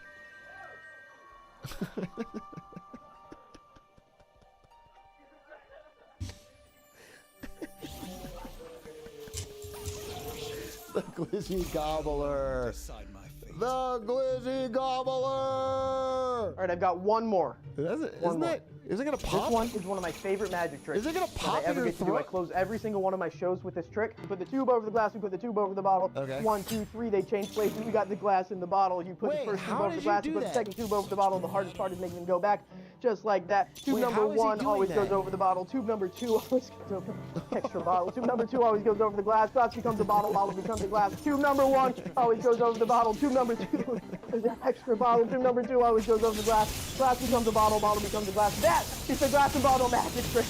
Thank you. We're going to do it again, but this time I'm only going to use 1, 2. 2 goes over the glass becomes a bottle. 2 goes over the bottle becomes a glass. That's only possible if there's an extra bottle. 2 goes over the glass becomes a bottle. 2 goes over the bottle becomes a glass. That's only possible if there's an extra bottle. Sometimes I don't even use a glass. I just use another bottle. 2 more bottles, 2 more glasses, 2 more bottles, and that is a magic show! Back to the awards. Like, where the fuck did that come from? I actually don't get it, but... Oh, ACLU SMP. This exists, by the way. Why the fuck is it so hard, man? Oh my god, they have the fucking music in the... ASK, motherfucker. Wait, I want to visit.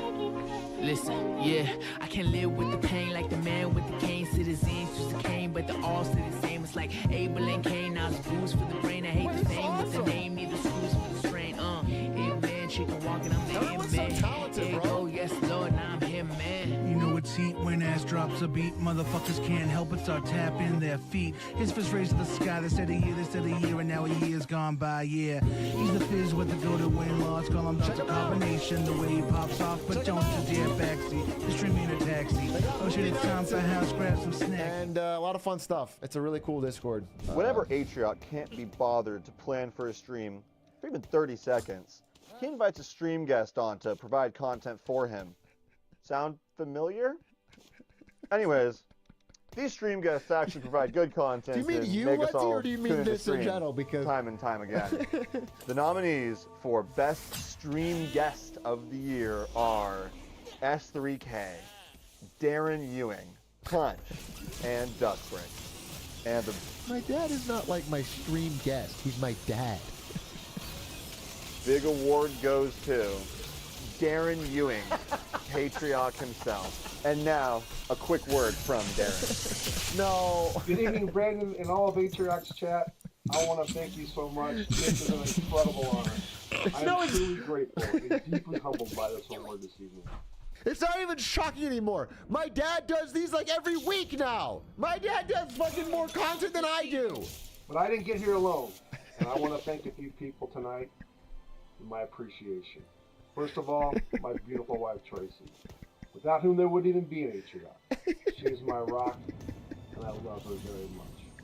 Second, I want to thank my mentor, my life coach, my sensei, ASAC Hank Schrader, from the television show Breaking Bad. Hank, I want to thank the people who make this stuff. People who make this. Oh no, he's funny, I fear. Oh no, he is the low W master, I fear.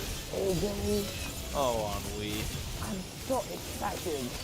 Yeah, what's for? Voice post. Yeah, I think that was bad. Now it is no longer subtext. You are canonically fucking the puppet during the award show.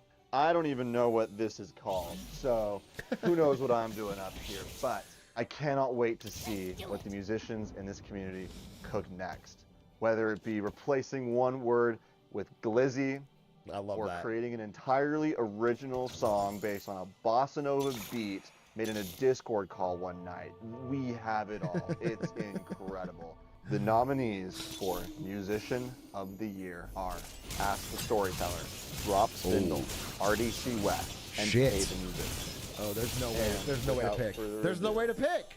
There's no way to pick. Big award for Magician of the Year goes to Braden Carla. Okay, that's not right.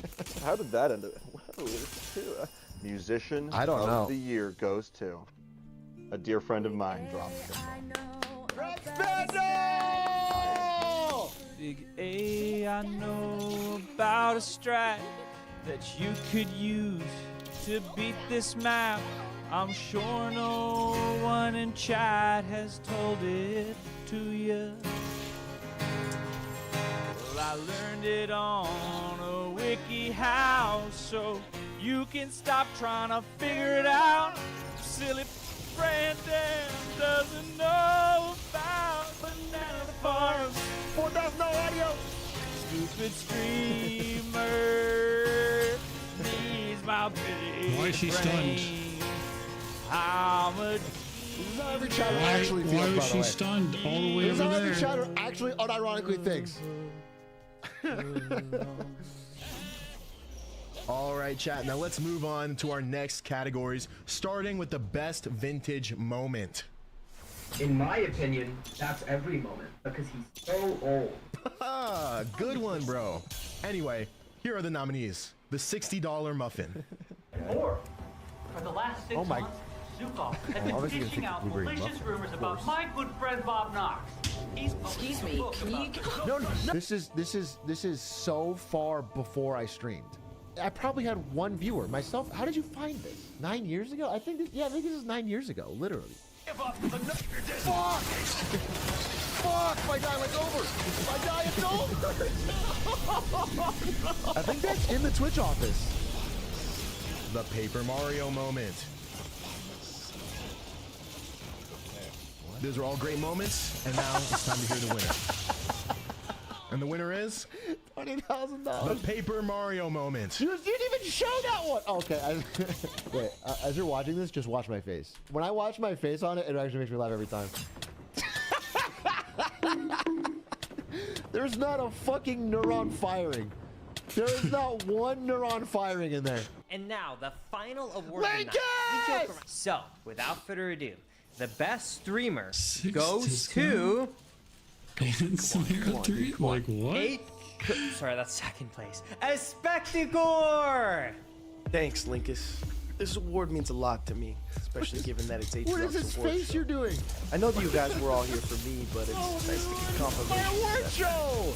I'd like to thank my Patreon's fans, and Why is he especially doing Patreon this face? for letting other streamers He's make content mewing! worthwhile. He's mewing! This award means so much. What a show. What a show! What a Dude, show! Keel's doing But nothing. Aiden, when What? we were on our little hosting break, I did realize something. What was that, Braden? That was by far the most viewed Magic show I've ever performed. Hey, that's pretty good though. And for free. We gotta run. We have to book We gotta run. We We have got a double date. Oh, yes. Push it back to No, now. I can tell. Seems more like a single date or bringing the puppet along for some kind of weird menage a trois. One more thing. One more thing. One more thing. Take a look. One more thing. Hey, Truck, it's Ask the Storyteller. What's up? And Sayo, not CEO as you think. Sayo. I know there's been a lot of goofs and gaps and stuff tonight. Yeah. And every other night. But we just want to genuinely tell you how appreciative we are of you. So 2 years ago during our first date, I showed her a Marketing Monday video to make me seem smarter. And I think it worked. I don't recommend anyone else in chat do that. Thank you, Atriok. No one has. Hey, Truck. Just in the call room in the hospital. Your VODs and stuff helped me coming through some of those tough times and some of the tough nights here in the hospital. So, just wanted to say thank you, Atriok. Your streams have made me laugh and have helped me through some tough times. Thank you, Atriok. Is that the script you sent to everybody else? As an EU frog, I have unfortunately not been able to catch many streams live. I always looked up to the way you manage to put effort into everything you do. It's honestly inspiring, man. So I'm glad I get the chance to say thank you, Atriok. You work, you twerk, and you jerk. That's one heck of a day. Wait a minute. This isn't Gary Kasparov. He was quoting Atriok. Thank you, Atriok, for everything you've done for this community. I don't know if you remember, but about a year ago I met you at a dinner at TwitchCon. I was the only person from One Last Hit that showed up besides Austin, and I had to leave early, so it was really awkward. But I just wanted to say thank you for No, truly incredible content creator. Seriously, just thank you, Atriok. Shit, he got 5 hoverboards. This community has given me I just want to pause. This whole thing is the best content this stream's ever had, and I didn't do anything of it. So this is really, really, really, really, really nice. This is like unreasonably nice. I don't even know if I'm built. I'm not built for this. I don't know how to handle this kind of shit. I really appreciate all your content. You're a really compelling storyteller, and Librarian! watching your YouTube channel inspired me to make edited Northern Lion content. So I just wanted to say thank you, Atriok. This April, I will have been following you for 4 years. Sheesh. Talk about brain rot. Am I right? Absolutely. Anyway, thanks, Brigade. Thank you.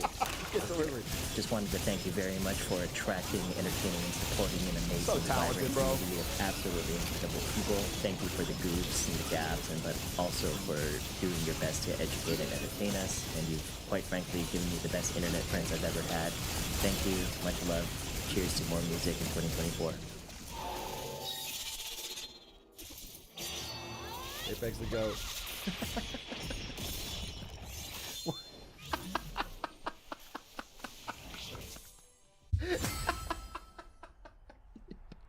Oh, really? Team Cherry chose this day to reveal. Thank you to everyone who worked on that. Fucking phenomenal. Thanks, chat, for watching. It was so close. It wasn't close at all, though.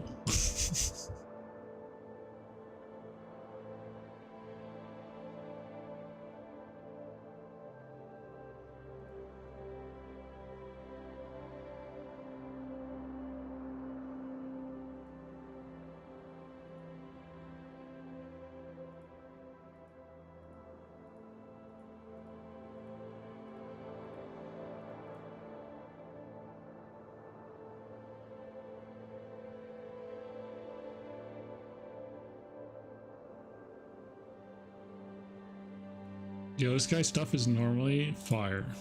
Like, actually Getting good really, at Tekken funny. 8 has become somewhat of an obsession for me. The only game I've really played to this degree in recent times is Final Fantasy 14 and Pokemon Unite. Dude, that Those guy are got very so drastically hooked different on games from this one. I FF14. get it, but I'm glad I It was found something that you guys so love and I love, and we can just, you know what I'm saying? I saw him in Eureka a couple okay? I times. can't even tell you what it is that clicks with Tekken with me, but I really want to get good, and I gotta talk shit to everybody else who I play against in my friend circle, and maybe even try to compete at a local for content, bro. Today, I really want to take some time to, I guess, fill in the blanks of things I do need to learn. There's so much I'm doing off camera that I do want to kind of include the journey on camera too, because I do like documenting my climb of getting decent in this game. If you guys didn't see the stream yesterday, I do want to kind of point out a little bit of, like, you know what I'm saying, what I'm doing, right? So basically, this whole portion of the stream right here, we spent like practicing a little bit of things, right? But I do want to point out some of the growth a little bit, bro, so we can just see where I'm at. Now, I know it's not the craziest thing. We're gonna get into why I'm doing this video today to fill in what I'm missing here. Look at the patience, bro. Night and day difference from the first video I did. Actually taking it serious. Not a specialty mode to be seen, boy. Oh, but the particles making everything blurry. I gotta fix this.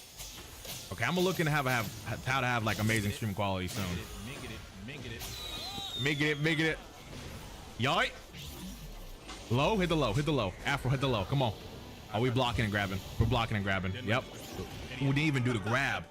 Okay. Dummy, stupid, idiot, dummy. Bro, this quality is looking crappy, bro. I guess it's because someone told me before, like, Tekken has like it needs high bit rate to stream, right? So okay, I'm gonna look into that. But yeah, you get the gist, bro. You see, let's go. Come on now, stop playing with him, bro. There's another grab. I really hope I pull off just like a feint. Nope. Oh my gosh, bro. Oh, I tried to do it there. That was another grab, an air grab. Nope, you're dead.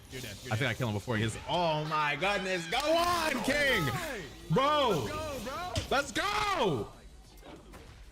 You see the improvement, bro? This is so cool to watch back. I didn't even see this. I didn't realize I was cooking so heavy on rank, bro. Going for the grab. Okay. All right, bro, I'm doing it. So just gonna press buttons, right? I'm linking it. Oh, too slow. I should have did it like in one whole motion. Okay. I think I'm blocking that. Yeah, grab. Ooh, this is what I look like when I do that, huh? Okay. You see it, right? Now, I know to people who play this game a lot, that's not crazy, but bro, please look at the first video I did. It's night and day, bro. I went from not knowing anything to having a lot of patience, learning pokes. In this stream, one thing I try to touch on a little bit was notation. What, like 1, 2, 3, 4, forward, back, like just the fighter game speak, so I can actually learn and take in information, right? Now, the problem that I have that I want to try to get into, which is why I'm doing this video today, is I don't know what Dragunov is supposed to look like. I know we have like sample combos and things to do in the training mode, but I kind of like the idea of like learning the notation of like certain combos and strings I got to like pick apart combos that I'm seeing other players do and put it in my own gameplay. I want to learn from YouTube videos rather than the game's tutorial at this point. Right? I just want one good combo. So what I did was I asked around to see who is one of the best Dragunov players and who people consider the best player in Tekken in general.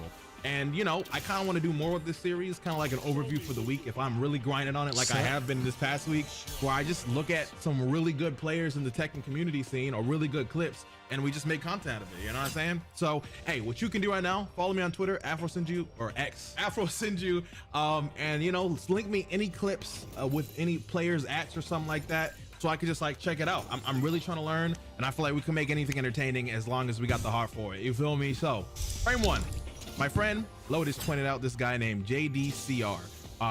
First and foremost, all the videos I'm watching today is going to be in the comment section down below. No, description down below, because I don't know how much of this I'm going to watch and pause or whatever I may do. But I'm here to learn. Okay. So like I said, I have not seen what a Dragunov is capable of. I don't know what that looks like. What do a lot of crazy strings with this character, you know, like what's it hidden for? What's the vision? Oh, he doesn't speak English. Okay, let me do this.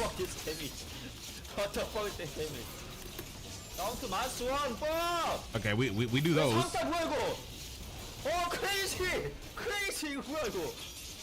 Okay, can someone in the chat describe to me what's hype about what he's doing? Is it like the speed or something? I know that's one thing people talk about with this character. Is like he just mink monks easily, low effort. I wonder if he actually plays. Okay, hold on. Oh, that did look like a lot of damage. Okay, so I want you to know, right? I'm dyslexic. Seeing any other language that's not English is like the Da Vinci Code or something even crazier than that, bro. It's scary.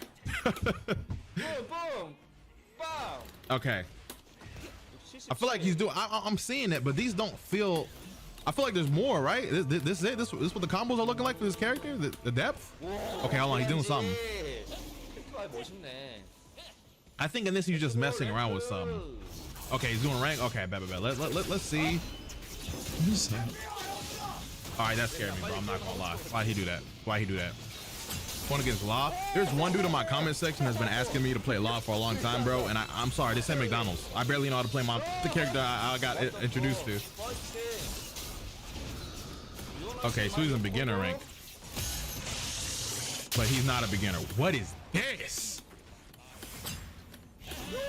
Oh my gosh! Oh my gosh! Oh my gosh!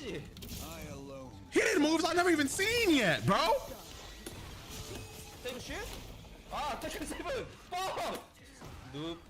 Yo! Okay, this character got pressure, bro.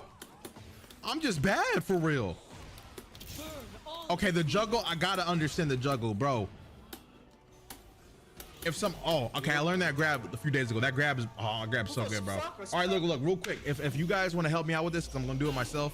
If you see combos that I'm spazzing over, or like you want to point out with a time frame, whatever, timestamp with like the string to how to do it, whatever. If you want to, you know what I'm saying, be involved and help me out like that, feel free to put in the comment section. I'm gonna do that on my own. Everything you just did in that past match, I'm definitely gonna try to break down and like copy a little bit of it. That looked very simple and easy, bro. That was nothing crazy at all. Whoa. Bro, this guy's cracked. Oh my gosh, this guy's cracked. This is like lower ranks though. It's just still kind of like sad to see. This aggression, I wouldn't want to fight this. Oh my gosh, bro.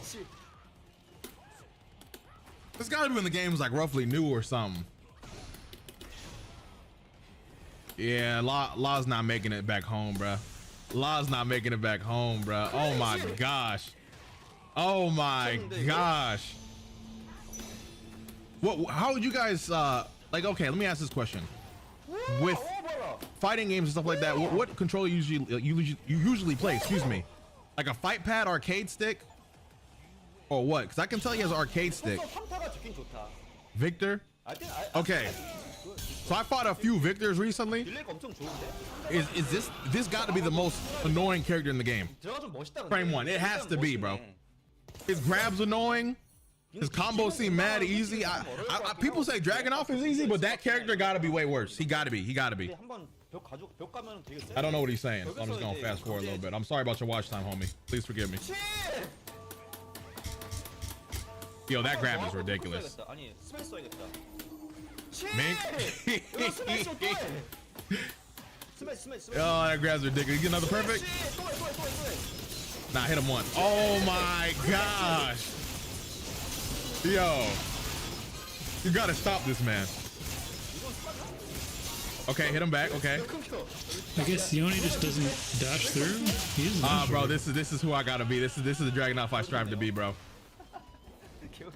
I just need a little combos or something.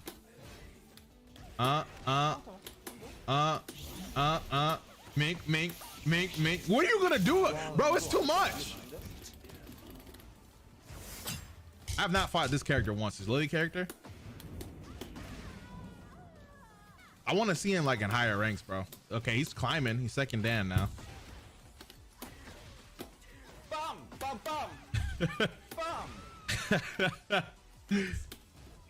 Oh, this guy's a monster, bro.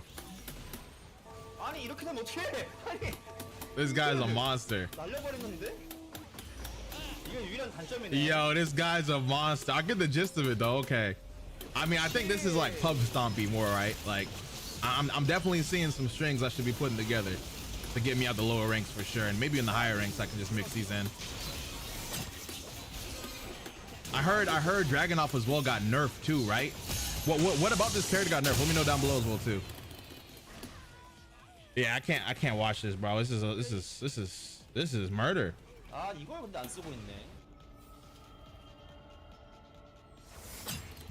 He made it up to my rank, I think. I think I'm brawler. That's what I am. Oh, his first. Oh, the first time he lost. Okay.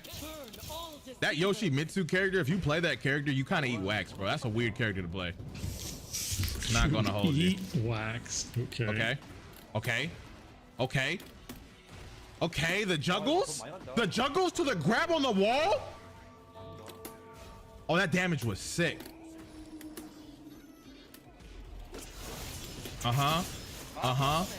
What else? Oh, bruh. Okay, it's 2-2 though. It's 2-2. Hold on.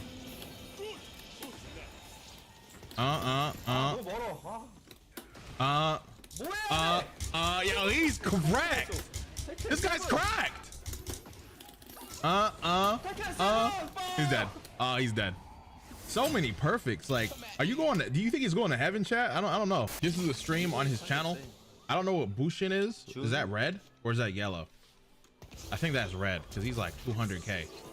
All right, but at least I get to see what Dragunov is looking like against the higher ranks. Who is this character? June? My friend played June yesterday. I was playing with him. That character seems really weird because they hurt themselves when they do certain moves, right? Okay, this level of movement is insane. Yeah, that yellow move June just did, they hurt themselves every time they try it, right? Okay, good block. Oh my gosh, bro. Bro, this movement, I would have folded. Oh my gosh. Okay. This part of Tekken is terrifying. I couldn't even compete. I don't have the patience for that. Oh, high off the bat. They dropped whatever that was. Oh, bruh. Bro, the dodges is crazy. Oh, the low grab. Okay, you can still pull it off. Pretty nice in these ranks. Okay.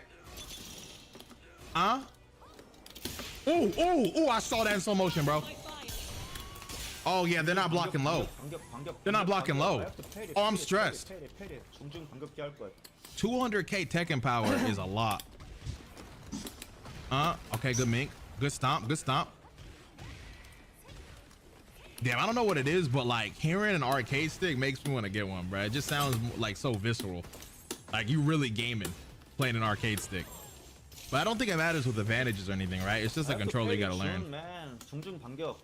Okay, that's yellow, so he's in yellow. On this same stream, he made all the way to Tekken King, which I think is still yellow. I don't know who this character is he's fighting now. But it's looking a little harder for him. Oh my gosh, they got combos. It's still going. Oh, it's over. And then finish. Yep, finish with R1. Oh my gosh. Just so casually done back to him. So is it like one moment you mess up, you're done in this ranks? Ooh. Oh, that low grab so good. Okay. Mink.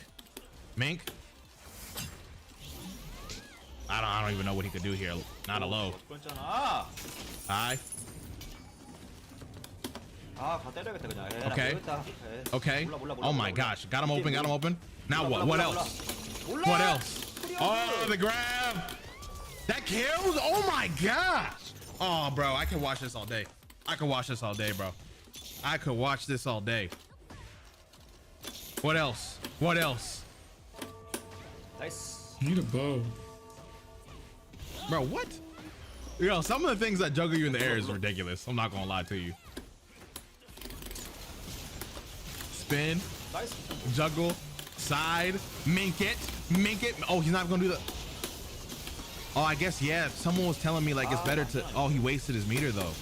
Nice. What just what type of mind games just did he mean to do that? Did he mean to like do that dash to cancel it like that, to waste the whole bar? Can someone tell me right now what the dash just did? Wouldn't it be better if he just finished the whole combo? Was the dash what he wanted? Did that make sense? Okay, buddy switched from Dragunov to Steve. What that mean? Steve looks lame, but I guess you could say the same for Dragunov. I guess let me see what he can cook with this. Need the thresh. The act of the art even of learning more than one character on Tekken just seems so like hard for me to comprehend. All the buttons and things. Does some characters like information transfer over at all? Or does it, do you think it makes it easier to learn another character once you take a lot of time in one of them? I guess he cooking.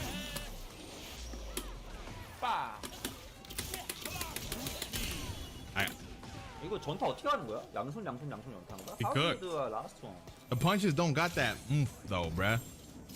It just got little punch energy, bro. That's why I like Dragunov so much. Well, you know, if y'all remember, I asked Lotus for a recommendation of a character that got like hard hitting punches, bro. That's what I like. Steve punching like, I don't know, like he respects women, and that's cool and all, but like not in a fighting game, bro. You gotta beat them up. You gotta beat them all up, bro. There's E for everybody with these hands. All right, bro. I've seen enough. I don't like Steve. I'm good on Steve, but he is playing Kuma. Now Kuma a little different. I don't ever see a Kuma, or people talk about this character even. Ugly ass bear. Take it. Oh my god. Okay. He's fighting a king too. Oh my gosh. Oh, he's watching out for all those grabs. Okay.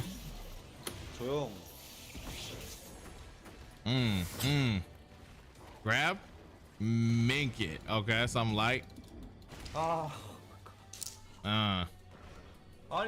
you gonna do with Bear, buddy? We just gotta go Dragunov, man. Bear, come back. You got those? Ooh, a little dodge, little weave. 아, 진짜 난리 났네 진짜로.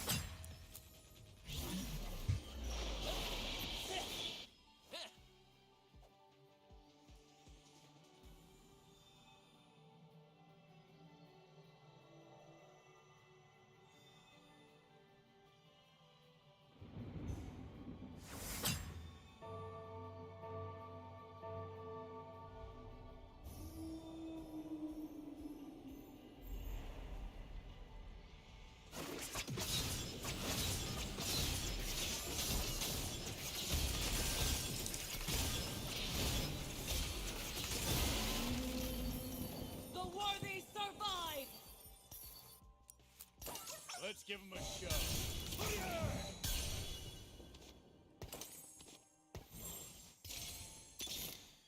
I alone decide my fate.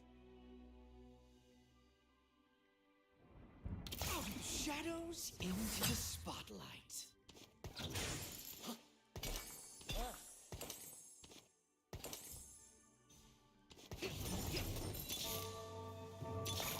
Dude, it was a kale. I totally missed it.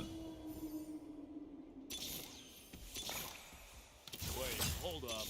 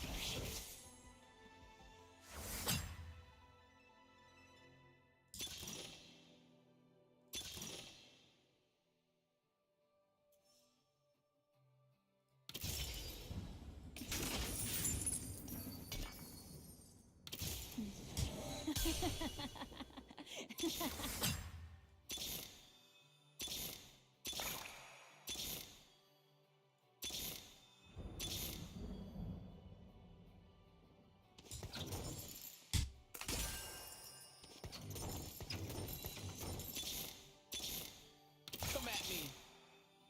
How should I proceed?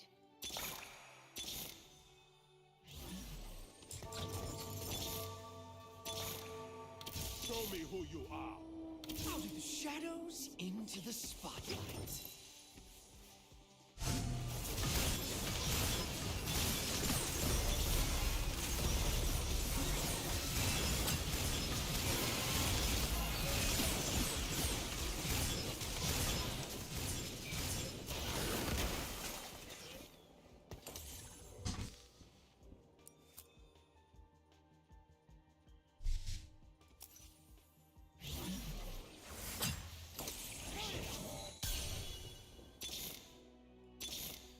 Dude, I just cannot find another Kale or Yasuo.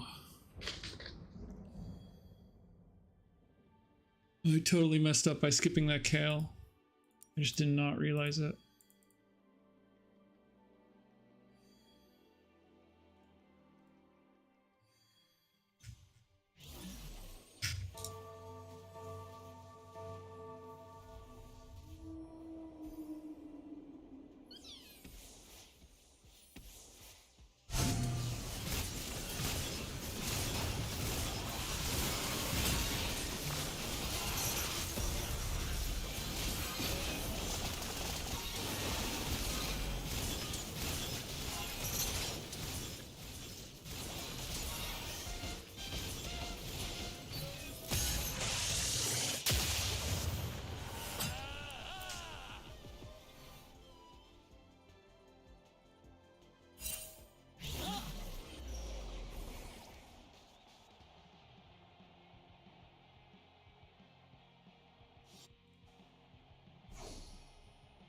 Kale.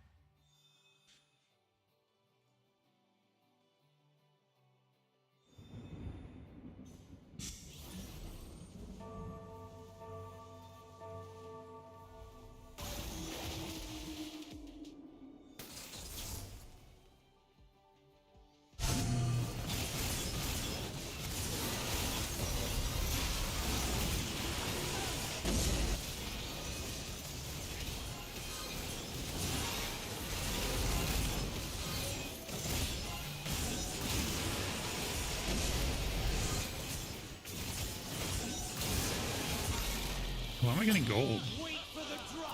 Is it just when the cane goes to that cane?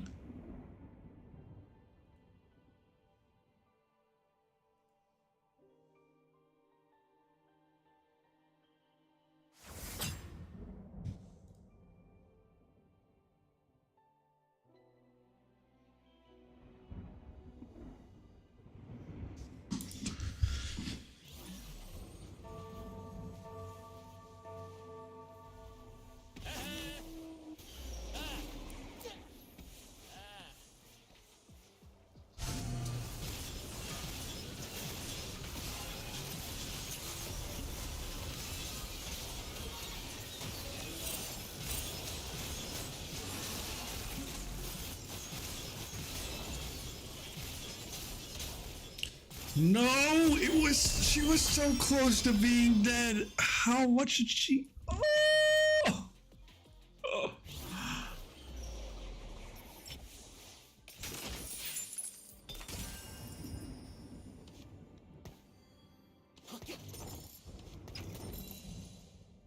Come on, you. Let's dance.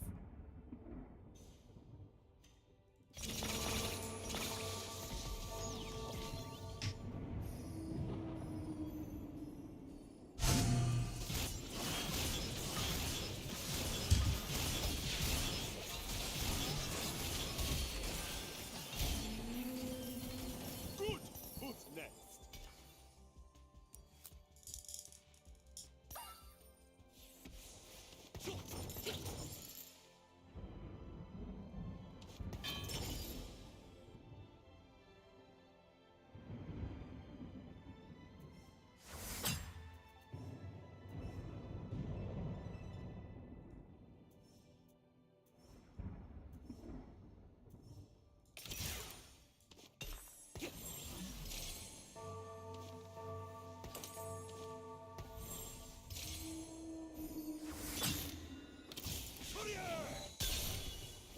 Wait, hold on.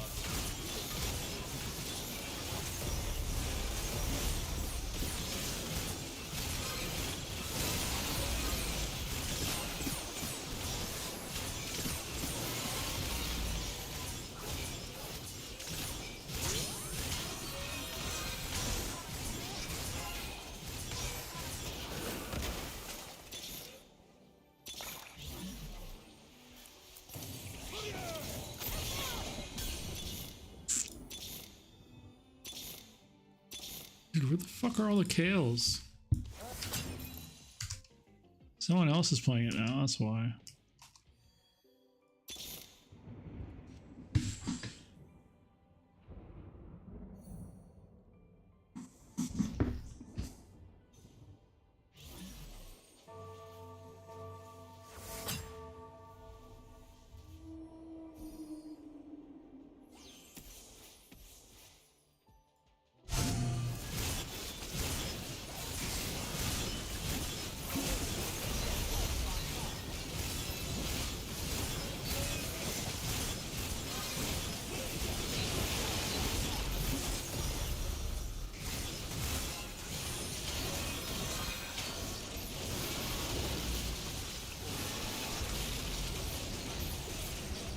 Oh my god.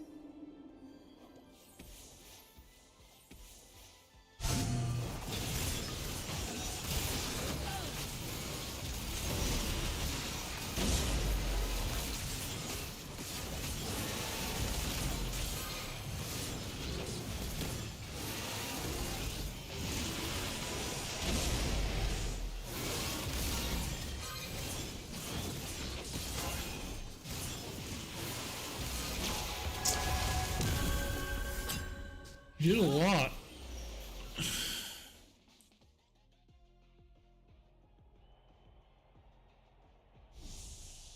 So one.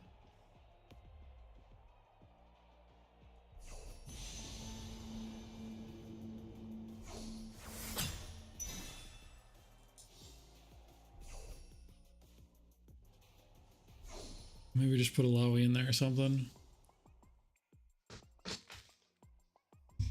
Try and juice up the set. It's like they were so close.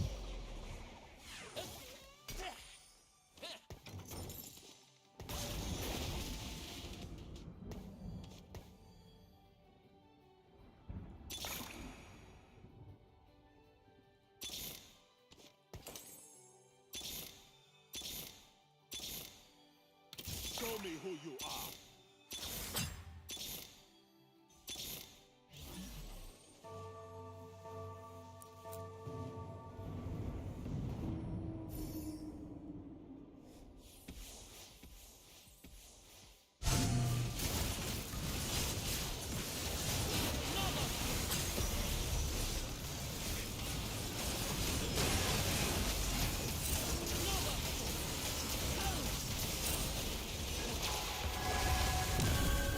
Might just be out, my man.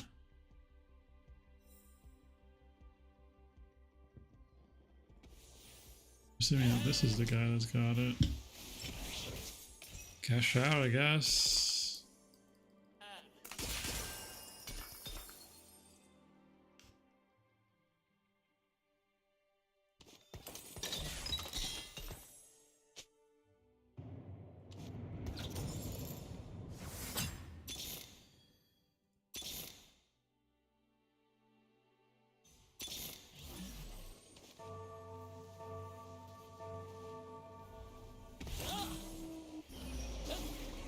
It's like I'm out this turn.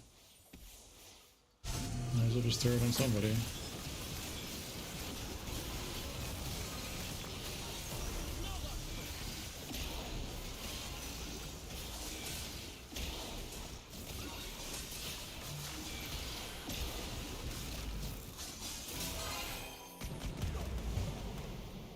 I thought Kane did really good. I was really hoping to get to here to see if Kane lived, but I just could not.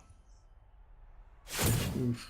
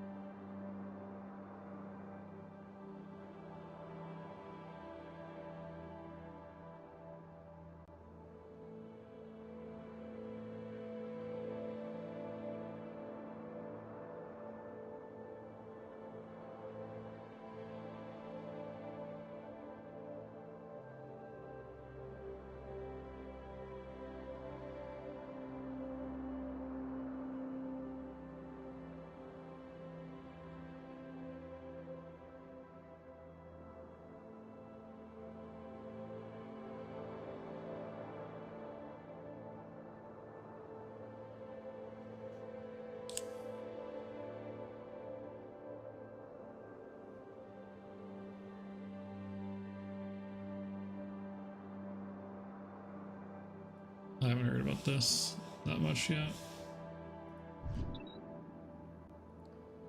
Google announcing a premium paid subscription for its AI bot today, putting it in direct competition with its rival big tech powerhouse Microsoft, breaking it all down. Dan Halley, they've been in direct competition for quite some time, but now they are going head to head on price. Yeah, they're starting to smash against each other pretty hard right here. So this is Google's Gemini, and so they previously announced the Gemini AI model, and that is basically the big smarts behind their ChatGPT competitor, which was Bard. Now they're rewriting everything. They're getting rid of the Bard name. That's going to be called Gemini. They had something called Duet in Workspaces. That now is gone wrong. That's going to be Gemini, and they're launching a new version of this bot. It's going to be $19.99 a month for regular consumers. They already have a version that's paid for the enterprise, but so this does put it in direct competition with Microsoft, and that Microsoft offers its Copilot Pro for $19.99 a month. Essentially, what you're getting here is the rebranded Gemini or Bard as Gemini. You also get 2 terabytes of storage, and then you also get Gemini inside of Workspace. So you're going to be able to get that in Gmail, in Docs, Slides, Sheets, all of that Eventually, they're going to do that eventually. But right now, the big deal is that they're looking for a way to monetize all their investments, and this seems to be a way that they're going to do so. Microsoft says they see a lot of interest from consumers, and so obviously Google feeling the same way, launching this now. And frankly, it seems like an interesting product. I'm not going to spend $20 on it. It's just not a thing that I want to spend $20 on a month. I got Netflix, baby. But I guess, real quick, sorry, what would be the adoption rate, do you think, just in terms of the fact that it is a little bit of a high price point? There are those that maybe if it was a bit lower, they would be willing to try it out, but being at $20, it might keep many people, and even you, you're a tech guy. Yeah, I mean, I'm also cheap though. So no, I think for most people, they're going to stick with the regular version of Gemini, which is free to use. You can download the Gemini app. You can, if you have an Android phone, you can make it basically take over your Google Assistant, so you can hold down the side button, the former power button, and bring up Gemini and ask it questions. iOS, there's going to be an update for the Google app for iOS. You'll be able to slide over to use Gemini. So you're still going to use a free version of it. The Gemini Pro.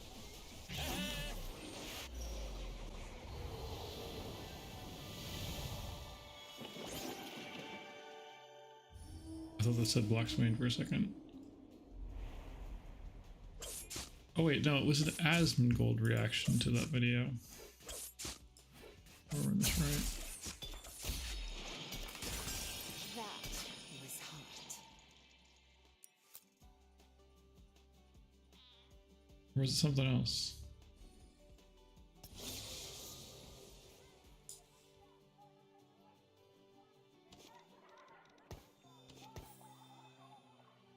I alone decide my fate. That was hot.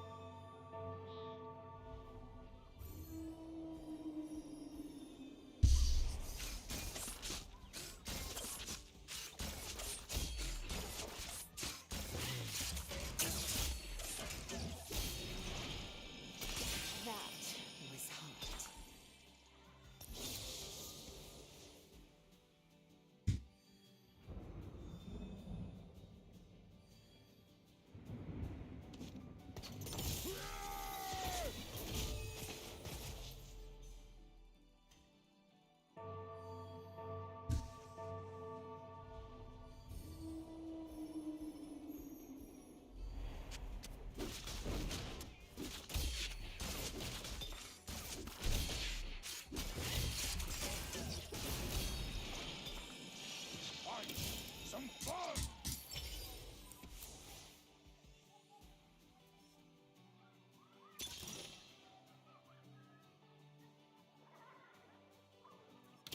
I've never played Pentakill.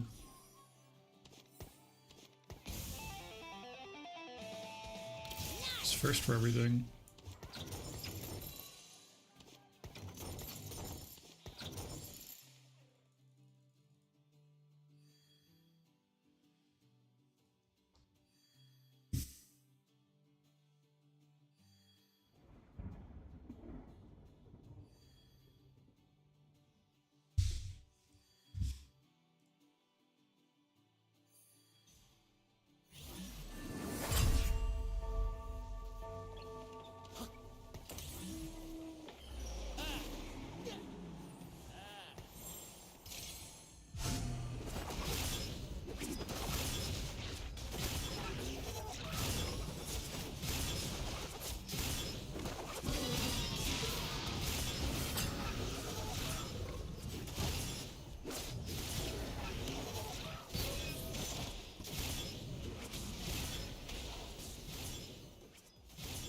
We lose.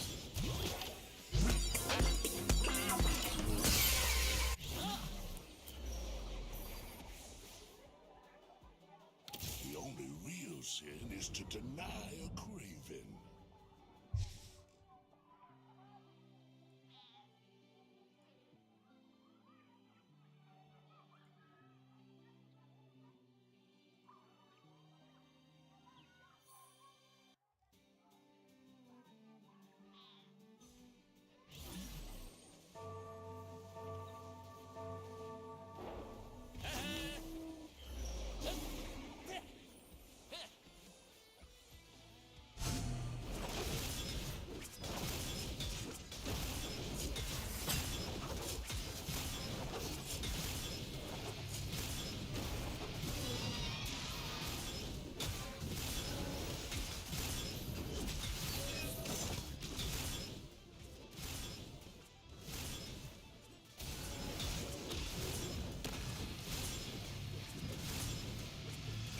I swear Olaf is just like healing or something.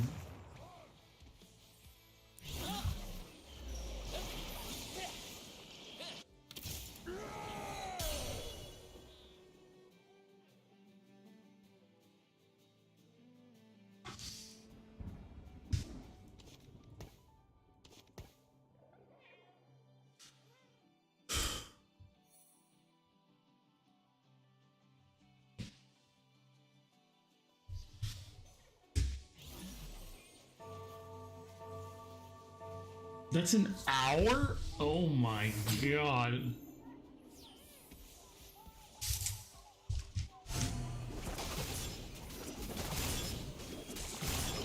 So you've become the Elden Lord. And before you, it was Radigan. And before him, it was Godfrey, who items called the first Elden Lord. And yet, even before Godfrey, there was another, Placidus, the ancient dragon who ruled as Elden Lord in the prehistoric age for the Oak Tree. It's him and his kin that you're going to be learning about in this video. But to quickly summarize, first, there were the ancient dragons, who had these stone scales that could twist time, making them essentially immortal. And yet some ancient dragons can be found dead, buried in the rocks of Azul, which twists and crumbles in an eternal storm. We got their descendants one. roam the lands between without the stone scales of their ancestors, and instead of stone scales, they've inherited aspects of their environments. The ice dragons roamed the icy mountaintops. The glintstone dragons feasted on sorcerers. One's hatred was so strong that he even endured the scarlet rot in Caelid. And it's here in Caelid that Rael, mother of all the mortal dragons, lies dying. There's a lot to talk about. This is the story of Elden Ring's dragons. Many item descriptions note that the Age of the Ancient Dragons was prehistoric, and I think that's an important word because it might explain why Godfrey's recorded title is the first Elden Lord, even though he's not. Placidus is. The word prehistoric denotes a period of time before written history, and while there are spoken legends from this time, I think what they're trying to get across is that the Elden Lord before Godfrey wouldn't be well known. This was before the Age of the Oak Tree after all, and the Oak Tree would eventually come to be considered perfect and eternal, so the idea that there might have even been an Elden Lord that came before could have been considered irrelevant at best and sacrilegious, I think, at worst. But what really is an Elden Lord, and why was Placidus considered one? I feel like the role of Elden Lord can be roughly narrowed down to three things. You are made eligible by A, your strength, B, your validity as a consort, and or C, your willingness to bring about a new age or order.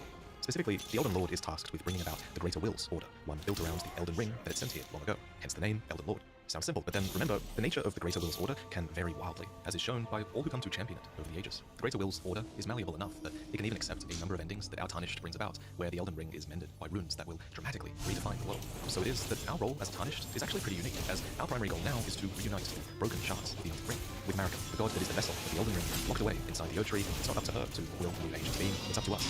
We have to gather the great runes to do this. So it is that in most endings, you ascend the throne as Elden Lord alone, without a god or living consort by your side. Instead, your crumbling god is a vessel for your Elden Ring, and not much more. But previously, it seems that Elden Lord was chosen by their god, chosen for their strength, chosen to sire a lineage, chosen for their usefulness to their god's order. So it was that Horalu was chosen to be the Elden Lord as the Age of the Oak Tree began. He defeated Marika's enemies, he sired the golden lineage, and then was discarded in favor of Radagon, an Elden Lord who betrayed Marika's enemies and sired more demigod children with her before being shattered alongside his god.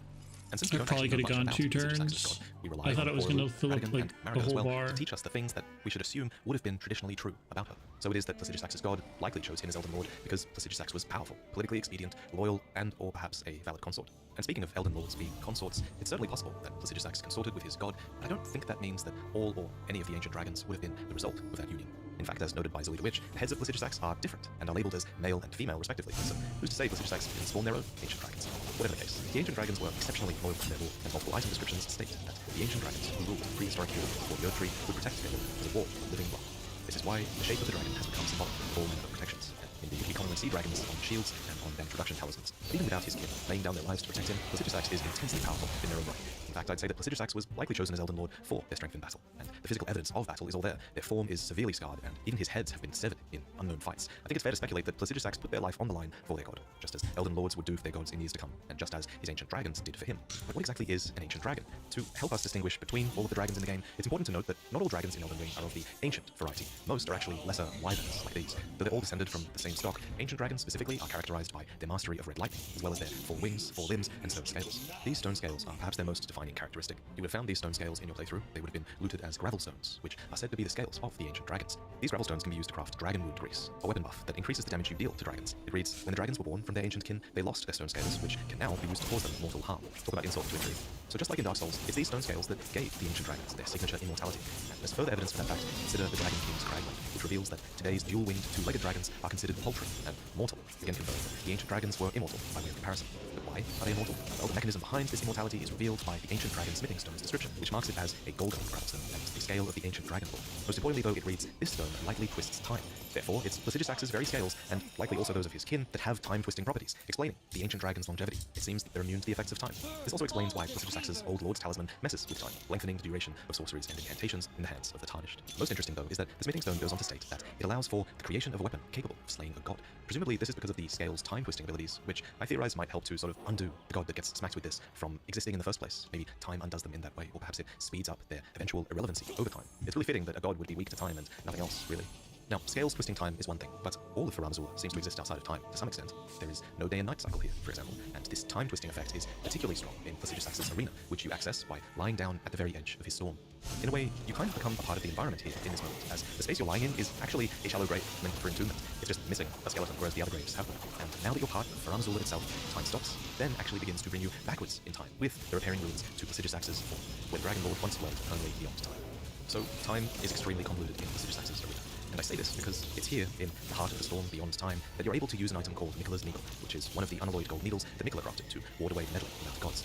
Now, currently, this needle is only a temporary solution. It only wards off the outer god's influence. It doesn't cure one of it, as Millennia is evidence of.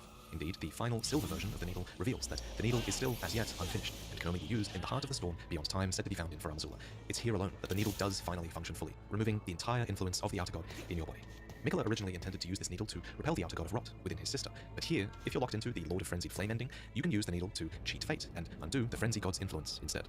This reveals that the final missing component of the needle is time. It just needs this final time-twisting effect to be complete. So, as with the smithing stones we just mentioned, perhaps you are inserting the needle at a point before the outer god's influence existed upon you, or perhaps the gods are simply, again, weak to time's effects.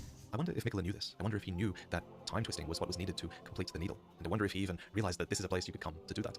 Anyway, the one weird thing about Miquella's needle is that you can use it in Placidusax's arena even though he's dead, raising the question, hang on, if it's Placidusax's scales that twist time, why is it time is being twisted here in a location, even without him and his scales present? Now, I do have a theory that might reconcile this issue. Remember how I brought up that time only starts moving backwards when you lie down in a burial space and become a part of the environment? Well, my theory is that what if it's the landmass of Farum Azula itself that also twists time? I think it might be able to do this because the landmass literally has ancient dragons and their time-twisting scales entombed within it. The official art book reveals a ton of these ancient dragons, and indeed, ancient dragons can be found within Farum Azula's geological strata.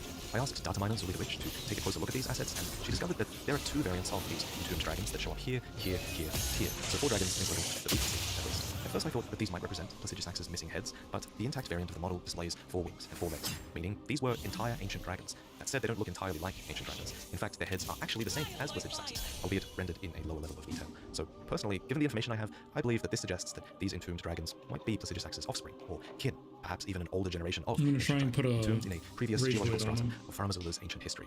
So it is that I think you can argue that the landmass of Farum Azula itself can twist time. But additionally, or alternatively, Farum Azula's storm itself might represent this time twisting. Miquella's needle does say that it can only be used in the heart of the storm in Farum Azula, so perhaps Placidusax's golden scales sort of twisted a storm into being, and maybe that storm twists time irrespective of whether Placidusax is alive or not. Also, I really like the idea that twisting storms are a visual representation of the scales that twist time, because scales do specifically use the word twist in regards to time, so the storm, these twisting time things are so perfect visually. But as we move into the next chapter, I want to point out one more interesting thing about these golden scales, and it's that according to their written descriptions, they're only made into stones after being polished. Thanks to their older item description text, version 1.0 of the ring, we know exactly who it was that polished these stones in the first place. They were refined by sentient beasts that regarded them as holy relics. So it is that we arrive at the beastmen of Farum Azula, who were the ancient dragons' clergymen, worshippers, and blessers. No, if he has Rage Blade, he wins, I think. Sword, a weapon that is forged from dull iron, but is so well designed that despite its weight, it's comparatively easy to wield for the damage it delivers. This skill in smithing seems to extend to their thrown weapons as well, which boomerang through the air towards you like nothing else in the lands between. As the Beastman Cleaver itself states, it's clear the Beastmen possess knowledge beyond human ken.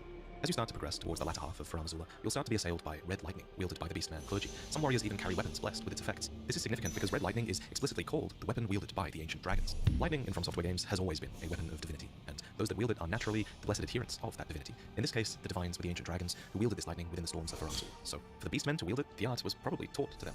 For additional context, one of the only other characters who wields a weapon imbued with red lightning is Vike, a tarnished beloved by an ancient dragon.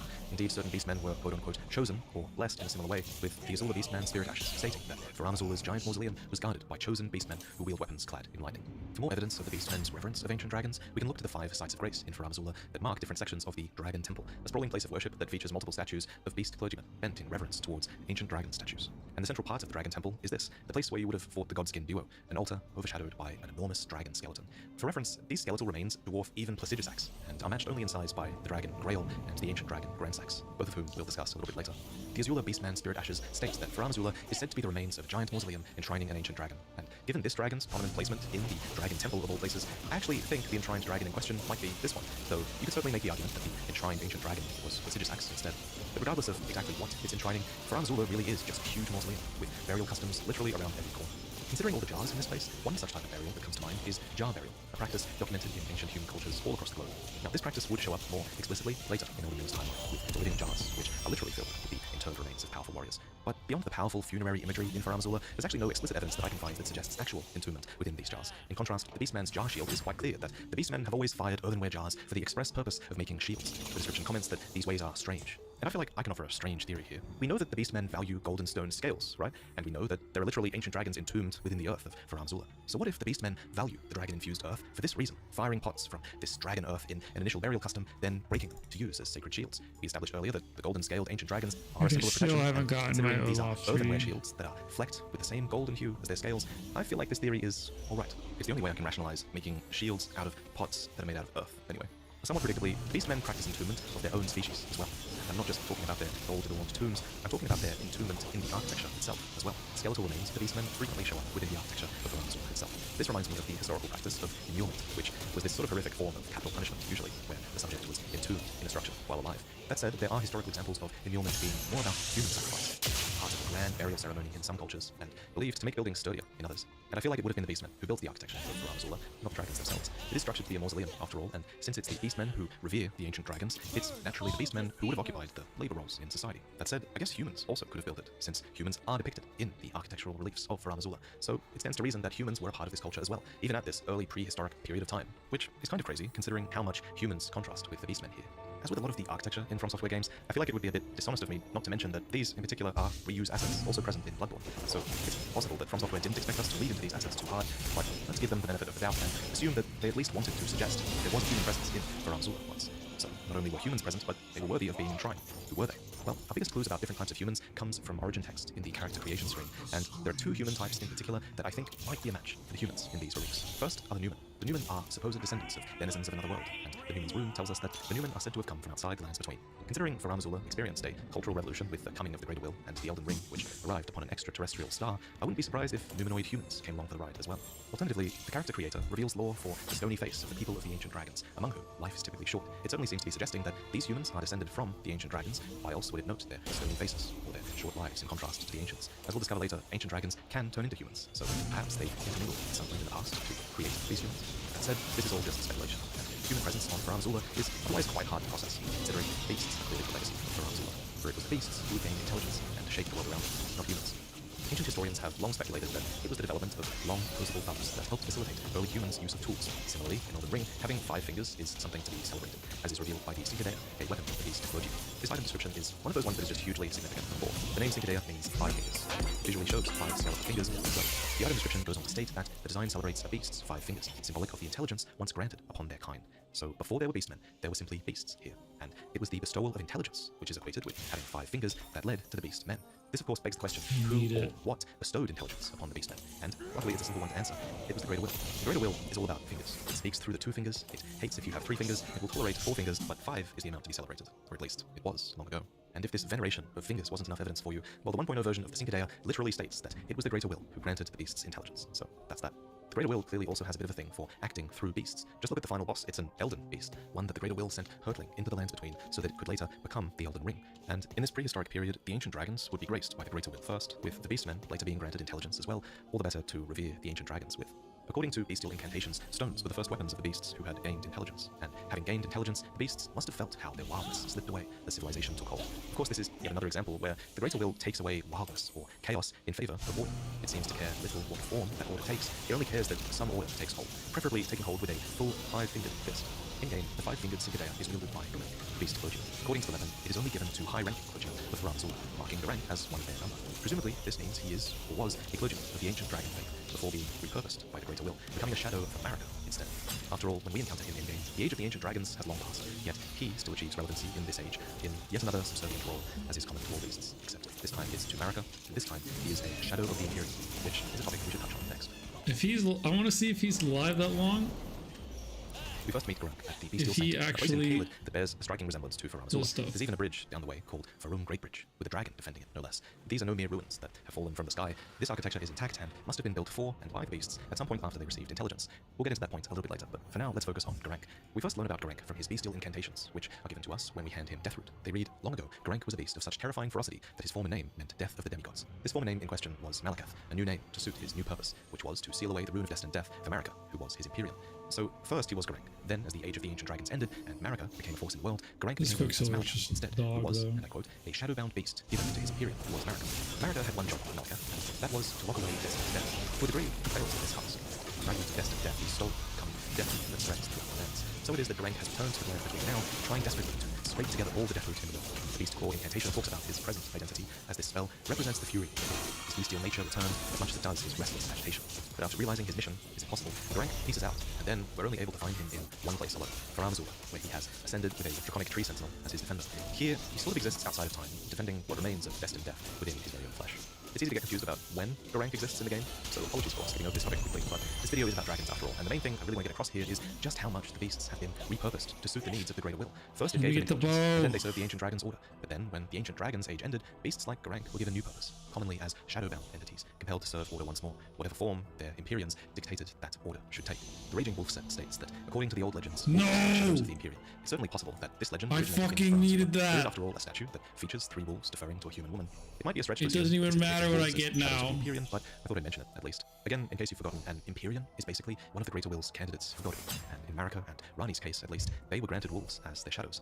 Wolves who evolved to be man's best friend, as they say, are defined as such because of their loyalty, and as stated by the Beast Champion Helm, the beasts, their eyes and ears covered, represent an oath: see nothing, hear nothing, doubt nothing, and carry on along the path set in stone. So it is that Garunk and Blythe are wolves completely loyal to their Imperiums, dedicated to protecting their lords, just like the ancient dragons of old. This loyalty to the Greater Will and also their Imperiums causes this fantastic tension within these characters. In the case of Garunk, he was loyal to Marika, but now lives impatiently with this impossible task of having to recover every piece of Deathroot. And in the case of Blythe, his loyalty to Rani eventually forces him to betray the Two Fingers, in complete defiance of the fate that he was born to. Speaking of which, Blythe is quite unique from Garunk. Unlike Garunk, he has no apparent ties to Farum Azula. After all, unlike Garunk, he was created to be Rani's Imperium and grew up with her in a more modern age that was far removed from Farum Azula's. Perhaps this is why Blythe takes on a much more human form. Blythe was created in a much more modern age than beasts of old, so it seems that the Fingers skipped a lot of the history and simply created Blythe in a more half-man image, creating him from scratch as opposed to his forebears. The other beast worth mentioning here is Sarosh, the ethereal beast regent given to Godfrey to weigh down his ceaseless lust for battle. Of course, Godfrey is Elden Lord, not an Imperium. Just so, Sarosh is a wolf, unlike. Like Garunk, he has a longer history. Dude, I needed that He was at one bow. point a lord of beasts with black nails. What's his name? Kills Quote the champion everybody. said, beasts are drawn to champions and to lords, and this holds true for the beastmen drawn to Sarosh, and in the future it would hold true for Sarosh himself, a beast that became Lord Godfrey's regent, intended to guide him and his golden lineage. So Sarosh was drawn to Godfrey as well. But no matter who the beasts were loyal to, whether it was to their beast lords or to the ancient dragons or then Elden Lords or Imperiums, throughout all of this, they were always following a deeper loyalty, a loyalty to the Greater Will and its ancient Elden Ring. This Elden Ring looks very different. For one, it appears to have many more circlets, many more great runes than modern Elden Ring. Considering its placement in Farum Azula, a place from long ago, I speculate that this is an ancient variant of the Elden Ring, a depiction of it back during the era of the ancient dragons. What's more, this ancient Elden Ring has what appear to be roots snaking down, descending from it. This is in contrast to the modern Elden Ring, which has this lattice pattern instead. The lattice pattern is most commonly seen as a symbol of Radigan, an Elden rune that is visible on his statues and his scar seal as well. I always thought that the lattice pattern might represent Radigan's efforts to sort of stitch the Elden Ring back together under his shadow, and we'll speculate on what the roots might mean a little bit later as well. As for why the Elden Ring looks different though, well, it makes sense that the Elden Ring would have changed throughout the ages. We know that Dude, if he has it, he is at 5 that entire time. Vessel for its power, or the needs of the tarnished who will come Elden Or he's Lord at 4 via at great least. runes, or even via mending runes. The vessel of the Elden Ring we know in the modern era is Marika. She literally has the Elden Ring entombed within her. But back in the age before the Ode Tree, the Elden Ring would have had a different vessel, a different god. And unfortunately, all we know about them is that they abandoned Placidusax, who was their Elden Lord. The remembrance of the Dragon Lord reads, the Dragon Lord, whose seat lies at the heart of the storm beyond time, is said to have been Elden Lord in the age before the Ode Tree. Once his god was fled, the Lord continued to await its return. I'm assuming that his god would have a female aspect, considering all the other Imperiums and gods in Elden Ring too. So it is that when we find Placidusax, he is in a state of eternal maidenlessness, and who knows how long Placidus Sax has been waiting for his god to return. In fact, one community theory I love, that I've seen put forward a few times, is that Placidus Sax's pose is similar to that of the Two Fingers after you were rejected by the Oak Tree. In case you forgot, it's at this stage that Enya says the Two Fingers have taken up this pose because they're busy consulting with the Greater Will. Just so, the same might be true of Placidus Sax, who has also been spurned by his god and the Greater Will, and is trying perhaps to commune with them. To take this analogy further, Placidus Sax has 2 heads now, but data recently uncovered by Zully the Witch suggests that he once had 5, not unlike how the 2 fingers assumedly once came from a full 5-fingered hand. That said, the Old Lord's talisman makes Placidus Sax with 4 heads. To reconcile this contradiction, maybe we can just think that he had 4 heads when this talisman was made, perhaps? Anyway, not a big deal. What is a big deal is Placidus Sax's god, who represents this huge blind spot for us in Elden Ring's lore. We don't know who they were, we don't know what powers they had, and we don't know when or why they left, or what age they really wanted to bring about. As such, I'll be calling them the Nameless God from this point forwards. Whoever they were, all we know for certain is that they once saw Placidus Sax as a valid Elden Lord, so they might have been all about the ancient lineage of dragons once. However, I feel like it says more about this god how did he they do? fled this age and abandoned their loyal Lord. This reminds me a lot of what Marika did to her Elden Lord, Godfrey, exiling and abandoning him after he had won her wars and outlived his usefulness. What is this? So, at least with Godfrey, Marika had a secret plan for her Elden Lord and his tarnished kin to return. On the other hand, Placidus Sax was abandoned and has waited for an eternity, only to die at the hands of our tarnished. So, whoever his god was, I feel like they really did abandon him entirely. The Greater Will's gods were vessels of the Elden Ring, and Placidus Sax's nameless god jumping ship with the Elden Ring would have surely represented an enormous upheaval to what It's became like, crumbling wait, for I'm Ramazul. not a bed. Speaking of which, I still haven't really explained how it became crumbling for Ramazul. Many